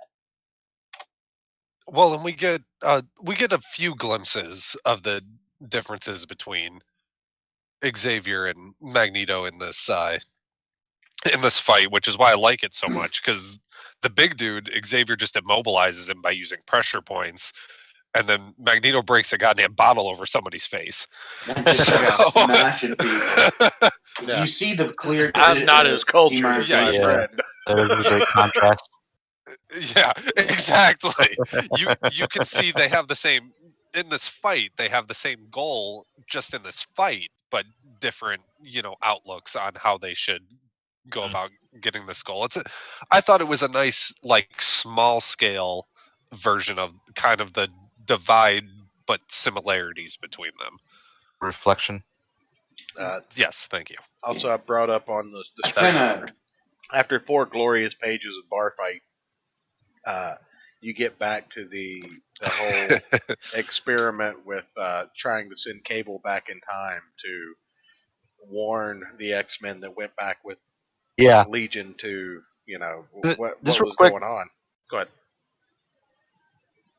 I love the what's the phrase, or the word I'm looking for? I love the disposal of material at the X-Men's hands. They're freaking sit there and, okay, let's build this giant structure that's gonna warp people through time by combining, Cable and Jean Grey's mental abilities. And Shi'ar I don't know technology. is that the Shi'ar? Is that their ship flying above them? Okay. I guess so. I guess they were like, okay, well, we can help you out. We call that Shi'ar Ex out of our Machina. butts and let's get this going. Perfect, spot on. But no, it should probably be called Lilandra Ex Machina. But yeah, you're still spot on. Well, they also have this is the infamous Shekel page as well. She's stoked for Xavier, so you're not wrong. This is another day, another dollar. Yes, the Shekel page, or if you prefer, Argurat. So you got that going for you. And Oh, somebody was drinking. Are you drinking So, ouzo, Eric? anyone else is anyone no, else that was when we were weirded talking out about by ouzo the looking like semen. Okay, sorry. is anyone else as weirded out by the Holler making out with his mother scene as I am? Yes, thank yes. you. I was going to bring that up. Beat me to it. I didn't want to bring that. Okay. I was. I'm gonna go cut so a boat this in scene half. started. Yeah. So that scene starts. A bunch of other now that's shit power. happens, and then it cuts to her laying on the ground with like clothes torn, and Yeah, that was. I was about to be That's rape. That's have what flash. we call that. I was about to have flashbacks to Necronomicon, and I thought he was going to impregnate her while disguised as Xavier, and he was going to be his own father. That's right. Or Neonomicon, thank you. Neonomicon. Yeah, he just. I did not like that. It reminds me too. That's not okay, Marvel. No. It reminds me of almost, and also so like they were playing with the idea. You remember in Back to the Future when Marty's the first mother's hitting on her. Yeah, and he's like he knows his mom, so he's like trying to keep her away and what have you. But this is the exact opposite, where he just he totally knows what's going on. He knows he's in her time period. He knows it's her. He just fuck it. Well, I think that does a good job. I'm guessing it's his insanity. Is his mental, of his personality and whatnot. I just imagine. But man, is it weird? I just imagine there was Don't a make meeting. excuses for. Exactly. Don't make excuses. There was a meeting in the There's no excuse for it. There was a meeting in the storyboarding room where they all sat down and they were all plotting out what parts he was going to write. And at some point, somebody had to look up and go, and then he fucks his mom. And then everyone else just nodded and agreed. Oh man, Scott Lobdell. You gotta wonder about the guy who wrote this. Who had to write this whole scene, like how he felt. Was he like heck yeah, or he's like whoa, great, I get to write the scene where he. Well, I think we should be able to inquire. Scott Lobdell wrote the plot. Yeah. So Scott Lobdell, fuck you. Bob Harris, the editor. Man. What the fuck? Oh man, Tom right? Falco. Yeah. What is wrong with you? And then Mark Waid wrote the fucking dialogue. What if they're, because at the time they're probably thinking, no, kids are mostly going to read this, so they're not going to catch that. Just let it slide. Right. I'm just saying, I did not like this part at all. You know the meme where they're like, all right, we need an idea, and somebody gives a bunch of shitty ideas, and then the guy gives a good idea. Well, it's just like, yeah, let's let him fuck his mom. Yeah. He fucks his mom. How about he doesn't fuck his mom, and then that guy gets thrown out the window? We don't know if he does fuck her, but it definitely seems like he's making out with mom. It definitely seems like he's making out with mom. She is in a state they don't actually show them kiss. No, they do show them kiss. Well, start to. So how about that? No, they don't. They show them about to kiss, and they show her out of panel, and he's down over her. And says, "Don't call me Charles." Not to tonight. Me, what the fuck? Mark Waid, why did you write that? They at least made out. Mark Waid was definitely rubbing one out when he wrote that dialogue. Just saying. But this, right. He's a weirdo. This sets up the conclusion episode of the Legion quest. There are a couple of issues after it. That kind of gives you the interpersonal story with Cable on Cable number 20, and talk about the aftermath of what happens. But this kind of sets up, and we can kind of phone in the rest after this next issue here. Let me pull it up. Yes. Yeah. Oh man. How about one other thing? I just remembered one other thing. I don't know if anyone else caught this. Angel's costume is maddeningly inconsistent. Yes, it's between blue the episodes and red in the next. Okay, thank you. I want to point out too, real quick. Earlier, when you were talking about when Legion wakes up, from time traveling, and he doesn't remember things, his hair is very low, and then you see him just before he morphs into Dad, or a copy of Dad. And his hair is like half what it was before. It's half sticking up. Yeah, that's how erect he is. The very last panel, it's it's like the hair grows as he remembers. everything. It's based on his Or the erection, hair not, grows as not it his gets more memories. erect. Yeah. How about that fucking? No. How about that wonderful fucking Oh man. the cover for Legion Quest 4? Just the concept of the birth of Magneto from the death of Xavier, sort of image we have going on here. I love it. This has got to also be the concept image for Onslaught as well. Yes, very much so. Well, you forgot real quick where Cable got to the past and he was able. They thought he was an enemy because they weren't sure who he was at first. They didn't recognize him. But he gave them all their he memories got free back. of that, and then he shoots out. Yeah, he gave them the memories back just before he gets out back. Okay, so just that real quick. Yeah. Well, more accurately, he manages to give Bishop his memories back before Iceman blasts the crap out of him and forces him to go back. That's right. And this is the first time. This And issue then is the first after time everyone we see. Out of everybody. Well, this is the first issue that we see Iceman tap into those Omega level powers because he solidified Legion into a solid block of ice from the inside out. Which is really cool. Yeah. Oh, that was fantastic. But we that's go ahead. Age of Apocalypse Yeah, he X-Men definitely did the dirty with her. Look, her yeah. shirt's open in this panel here. It's not just open; it's torn. No. Yeah. Well, who was the artist on this? I don't feel like scrolling. Oh no, it's not. Never mind. That's just flesh colored. It's just a flesh colored shirt. Never mind. And no, that's a flesh colored shirt. Yeah, her boobs torn. Are just perfectly if you look at formed it's to torn. the shirt like comic book girls. Also, now that they have their if you look memories at the back, next the panel, X-Men also have That all is their interesting. costumes Like, back. Are your boobs not perfectly formed to your shirt? No, they're not. My boobs are definitely not perfectly formed to my shirt. Misshapen as fuck, yeah. Oh man, yeah. Now I have totally different thoughts about Legion. There, I didn't catch that earlier. Mm-hmm. Yeah. Wow. Yeah. Yeah. Okay. He makes out with his mommy. I'm telling you, there was somebody meeting in the morning. With her. That does look like that does look like he forced. Or okay. There's somebody sitting in the writer's room going, "What the story needs something. Everything we need to fill like 2 pages. What are we gonna? I know. He could fuck his mom. Well, wait a minute.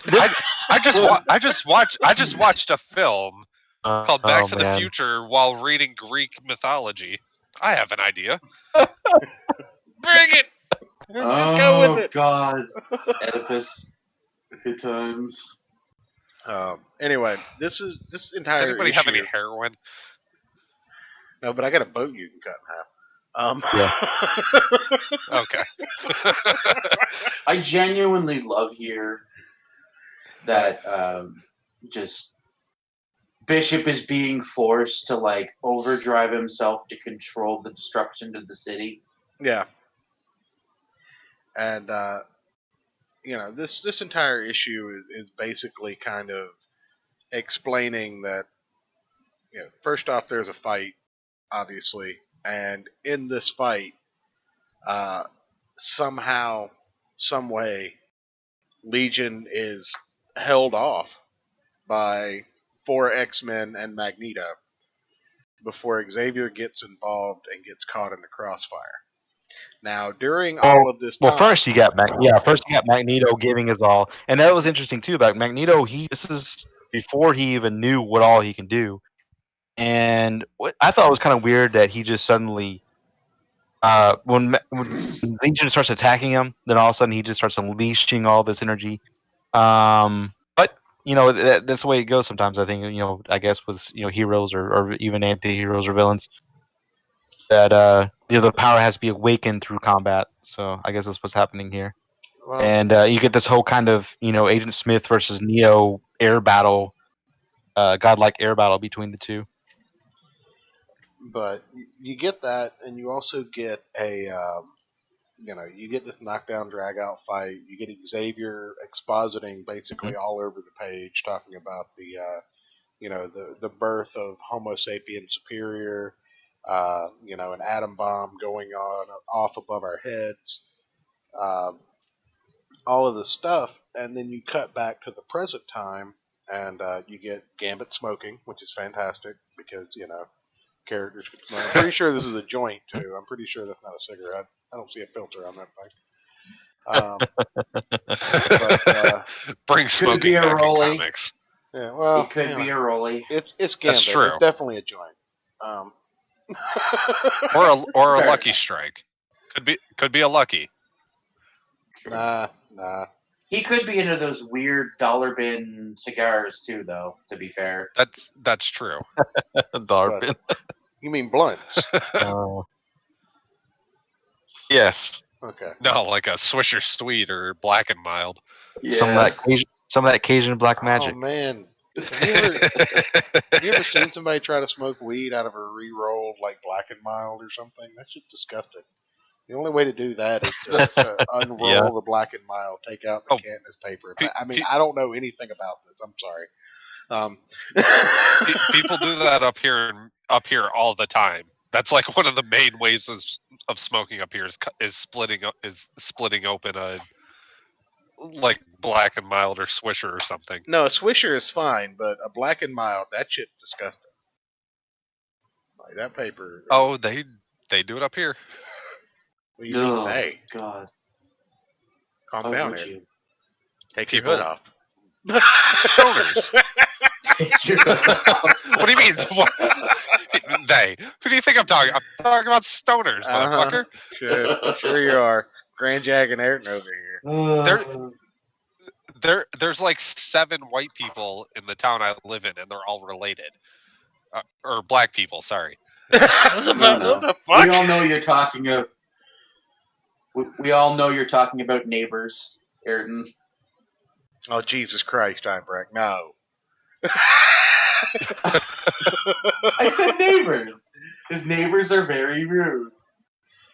Oh, man, these I don't people know. annoy the shit out of me. I've never talked to them. Naggers. What the fuck? Have you I guys hate seen all of you. that spelling bee video? That's We're done. actually- Where We're moving Negus? on. We're talking about the comic book again, guys. How about this book? How about Angel's costume? Isn't that weird? The inconsistency on Angel's costume is pretty frustrating for me because Archangel is one of my favorite X-Men. And just literally between 2 issues of the comic, they go from the blue to the red, and he's had no time to have a costume change. Okay, So so They even went back to the blue. Einbrecht. Do you prefer him as Archangel or just Angel? I like him more as Archangel because without the feathered with the feathered wings, he's just kind of some rich hoity-toity pussy with nothing to do. But when he's got those badass metal wings, he's got that ridiculous nanite technology that he can just mess people up with. That's fair. I think I like aesthetically the design of just Angel more, but I do agree with that. Aesthetically, he looks much cooler as Angel. I just think he's a bigger badass when he's Archangel. Now, that's agree. fair. one thing I don't think we touched on earlier is the fact that the Watchers specifically interfered and told the Shi'ar, and it wasn't just Uatu, it was all of the Watchers stopping to tell the Shi'ar. Which is a change. Yeah.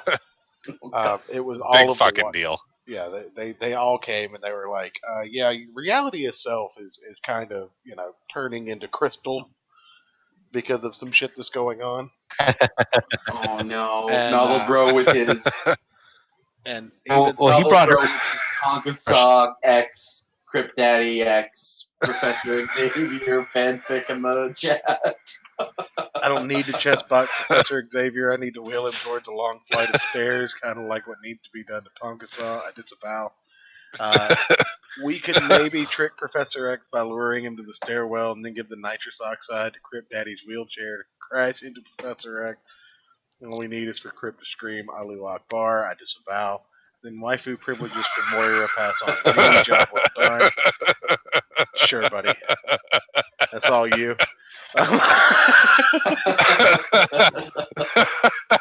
Did I disavow enough there? I Sorry, think I I did. like- I'm going to disavow one more time just to be safe. Anyway, you get the Watchers who notice something's going on. Apocalypse awakens to the rise of mutant kind. Oh yeah. A decade earlier than he thought he was going to, and this is a really big deal, obviously, because the ongoing story is called the Age of Apocalypse. So, but anyway, we get back to the knockdown drag out fight, and that in your face foreshadowing. I love Yeah. this this in your face dialogue. The order of ascension begins now, and may the fittest survive the challenge. It's particularly funny in light of what you said earlier that none of this exposition matters because the world gets rewritten. right. But So Apocalypse's dialogue here is like, it's just it's awesome. That's but it's 90s comics for you. yeah, Yep. how do you say useless exposition? Yes, Fruitless exposition. I mean, it wasn't needed, but at the same time, it's. I always can't love argue when I see Apocalypse. Apocalypse pops up. He's one of my favorite villains, so I'm like, awesome. Well, Apocalypse. I mean, you can't have a He's prequel genuinely a into sinister something character. called the Age. He's just showing up the party early. That's all. Yeah, I was He's gonna say, ready. you can't have a prequel to something called the Age of Apocalypse without Apocalypse showing up at least once. It's true. Yeah, Apocalypse is he's like the guy that shows up to the party already shit-faced before everyone else has started drinking. And to that's all him, it he's is. not even shit faced yet. To him, he's just, Right. He just pregame. getting started. Yeah. Yeah. He's going to do a keg stand. He's going to play beer pong, but with full glasses of liquor. Jägermeister. Yeah. He's there to fuck shit up. He's gonna do Kegel exercises with his butthole. No, that's just And it's all about who's the strongest in terms of who can handle the alcohol the most. Einbrecht. Nobody was thinking that except you, buddy. What? What? Who hurt you, Einbrecht? Einbrecht, how are you seeing through my windows? I have blinds and curtains. What the fuck? Because comics. See, the lines from the blinds are actually on the wrong side of you. Son of a bitch. Anyway, this is the panel where you get to see Iceman freeze Legion from the inside out. But obviously, he just absolutely somehow murders him. It's wonderful. He somehow recovers from this because Legion, and eventually, goes for the killing blow on Magneto, only to be intercepted by Charles Xavier. Now, I don't know about you guys, but have you ever played Metal Gear Solid 3?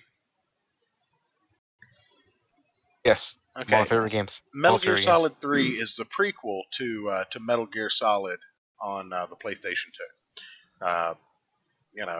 When you play Metal Gear Solid 3, you play as Snake's father / DNA donor, whatever, and you have to face off against Revolver Ocelot. Now, you can kill Revolver Ocelot, but it ends the game because you create a time paradox.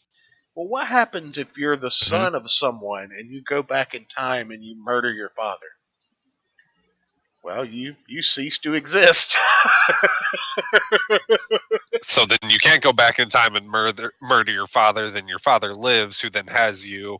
So then you go back in time to go back in time to murder your father. So then you don't exist. Right. And So this is why I hate time travel. Fucking annoying. Yep. I mean, there's some time travel I like classic Doctor Who from like the 60s and shit. That stuff's fine and kind of fun. But most of the time, time travel just gets fucky and annoying, and I don't like it. To be fair, most writers fuck up time travel in a really terrible way, so you're not wrong.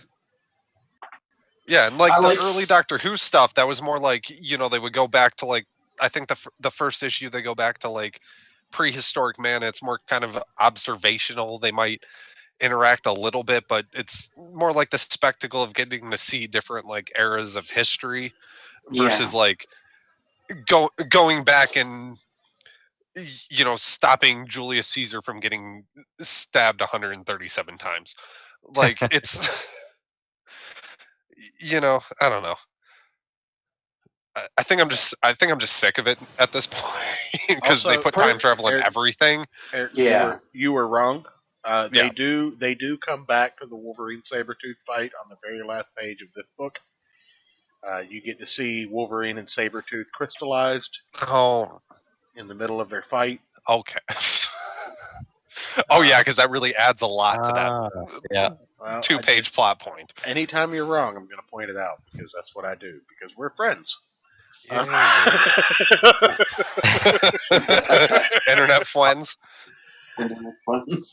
But Well, anyway, I love real quick. Just Go again, waving Legion's flag again.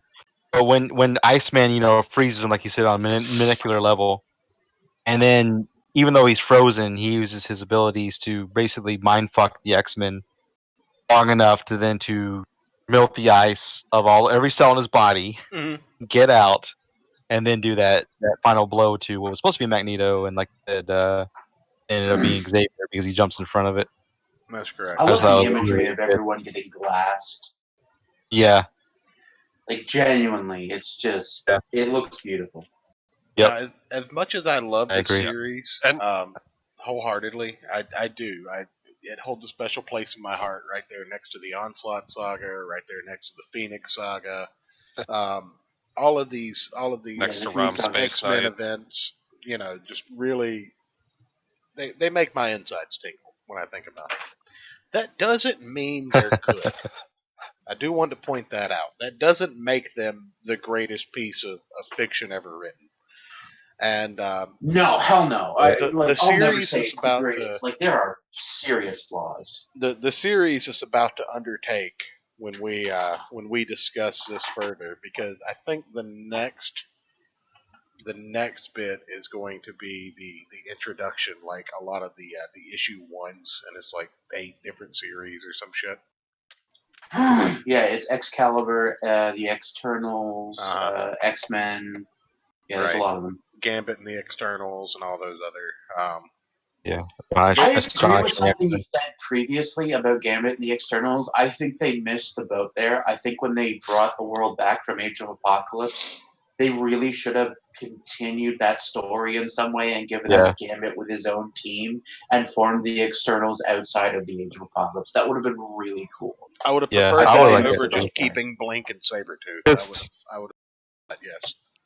Yeah. Dude, but I'm not going to lie. I Psylocke was my first crush. Wank? My comic book crush. But, Blink, after the Age of Apocalypse and all the character development she gets, she is fucking just... She's the bee's knees, my dude. I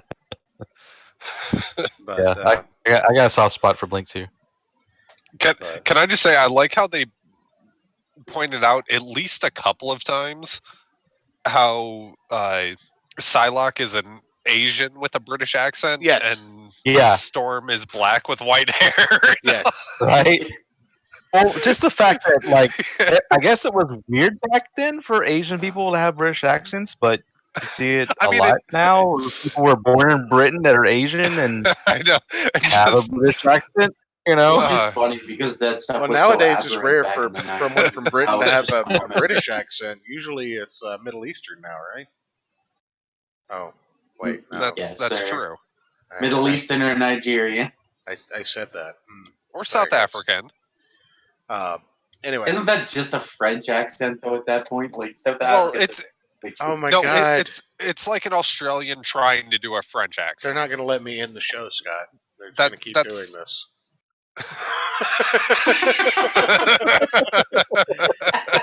I don't. You still got a whole other issue. Wait, what? No, that's the end of Legion Quest. Oh my!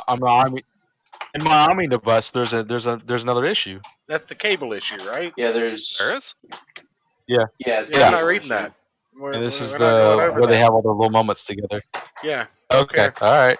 Yep. I got to point out something real quick though. When you guys were talking about Angel jumping from costume to costume, in this issue, not only is he in the red costume, but his hair is about half the length he was in all of the rest of this saga. Oh, Yep. and don't forget that in the beginning, he went from being, flesh colored and blonde haired to being archangel colors in a panel, and that's Yes. not part of gotta his show powers. this on- Like he can't do Yep. that. You have to. Okay, there's a panel here you have to show on stream for a couple seconds because Domino's face is so bad. It's fucking comedy gold. Okay, where I hate you is it? people. All right. Cable number After the 20. first what panel page? where Cable comes back. Okay. After the first panel where Cable comes back, turn to the I next page. think the I know one which where one you're talking Domino's about right here. holding Cable. Oh, okay. Look at Domino's face. Look at that busted ass face. What page is it? Oh. No. Hold on. Let me get to it in It doesn't. our My format. pages but aren't numbered, unfortunately. It sucks. is it? Let's see. It would be. Is it the one with the title on it? A Legion Quest Addendum, where she's wearing the beret. No, it.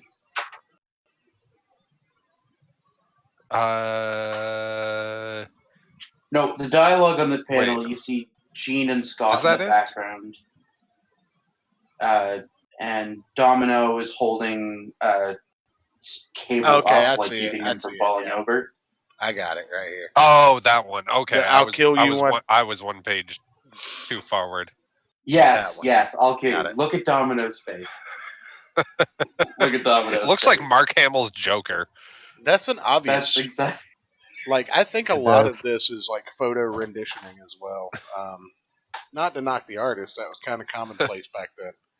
But this is photo swiping Right. at its best. I'm pretty sure if somebody put the time in, they could find the movie screen that came from.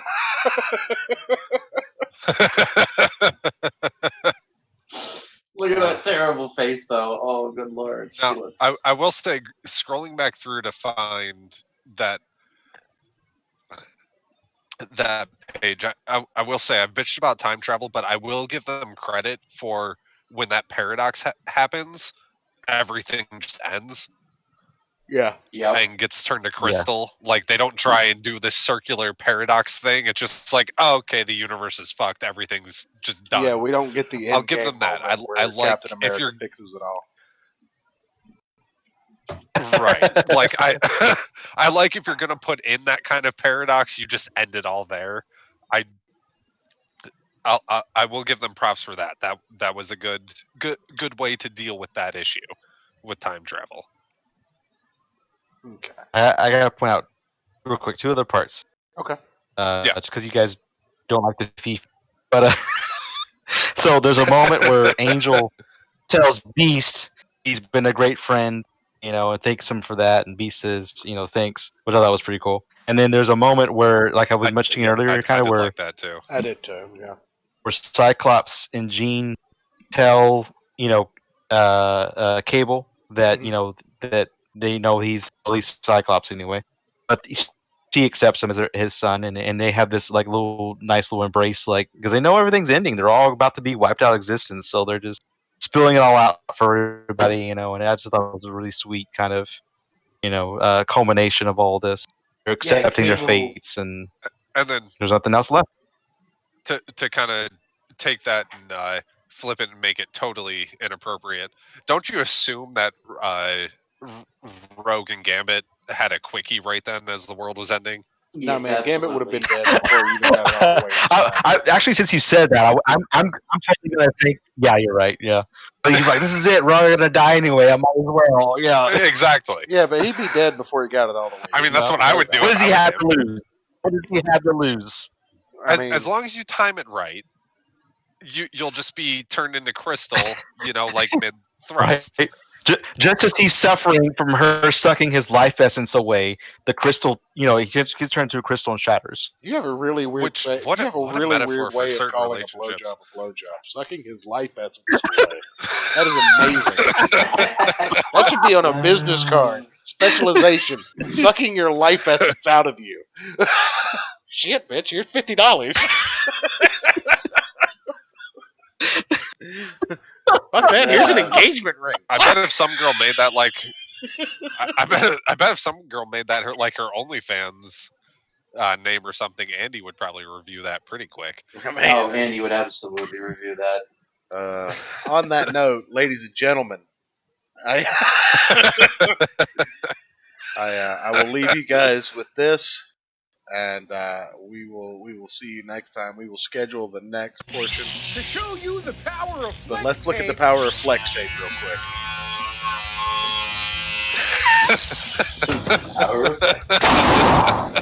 I saw this boat in Flex half. tape. I just love how happy he is about sawing Well, his boat in we'll never half. be as powerful as Legion, but this is as close as we're going to get. We'll never be as powerful as Legion, but this is the closest Well, we're going to get in reality. Here's Flex tape, go. Here's the thing. I was watching, I got sucked down the YouTube rabbit hole today. Not my life essence, but the YouTube rabbit hole. And this guy was trying to see how much flex tape it would take. Going on in here. He was trying to see how much flex tape it was going to take to stop a bullet. And he used the clip, because I'd never seen the full infomercial, but he used the clip of the guy cutting a boat in half. And he's just so happy. I saw this boat in half. Like, what the fuck? Yes, you did. Congratulations. So I had to cue that up for the show. But anyway, Scott, I appreciate it, sir. Go ahead and plug your stuff real quick. Okay. For everyone out there who is big into the X-Men in particular, who loves the monsters of Resident Evil, as well as the twisted style storytelling of Game of Thrones, and the diverse team styling of X-Men and other comics like Battle Chasers, my comic of issue 2, Chaotic Flux, is on sale right now on Indiegogo. You can also get issue 1 as well as an add-on if you'd like, and they're both in demand right now. Or the issue 2 is in demand, but you can get issue 1 added on if you want. It's a big, exciting, bold storyline, very much in the vein of X-Men, but also the other storylines that I've mentioned, as well as other things. There's other influences in there, like the X-Men, Gundam, or even some Robotech and various other things. So it's the big culmination of. Sorry? There's no time travel, right? No, not that time travel. Okay, good. There's jumps between time as far as the story goes, but not time travel. That's okay. That's okay. Time jumps are acceptable, not time travel. I got anything you want to... Well, I recommend too that. So it centers on a team called the Crimson Flame who unite in the future to rid the world of mutant abominations that are taking over called Dread Fiends.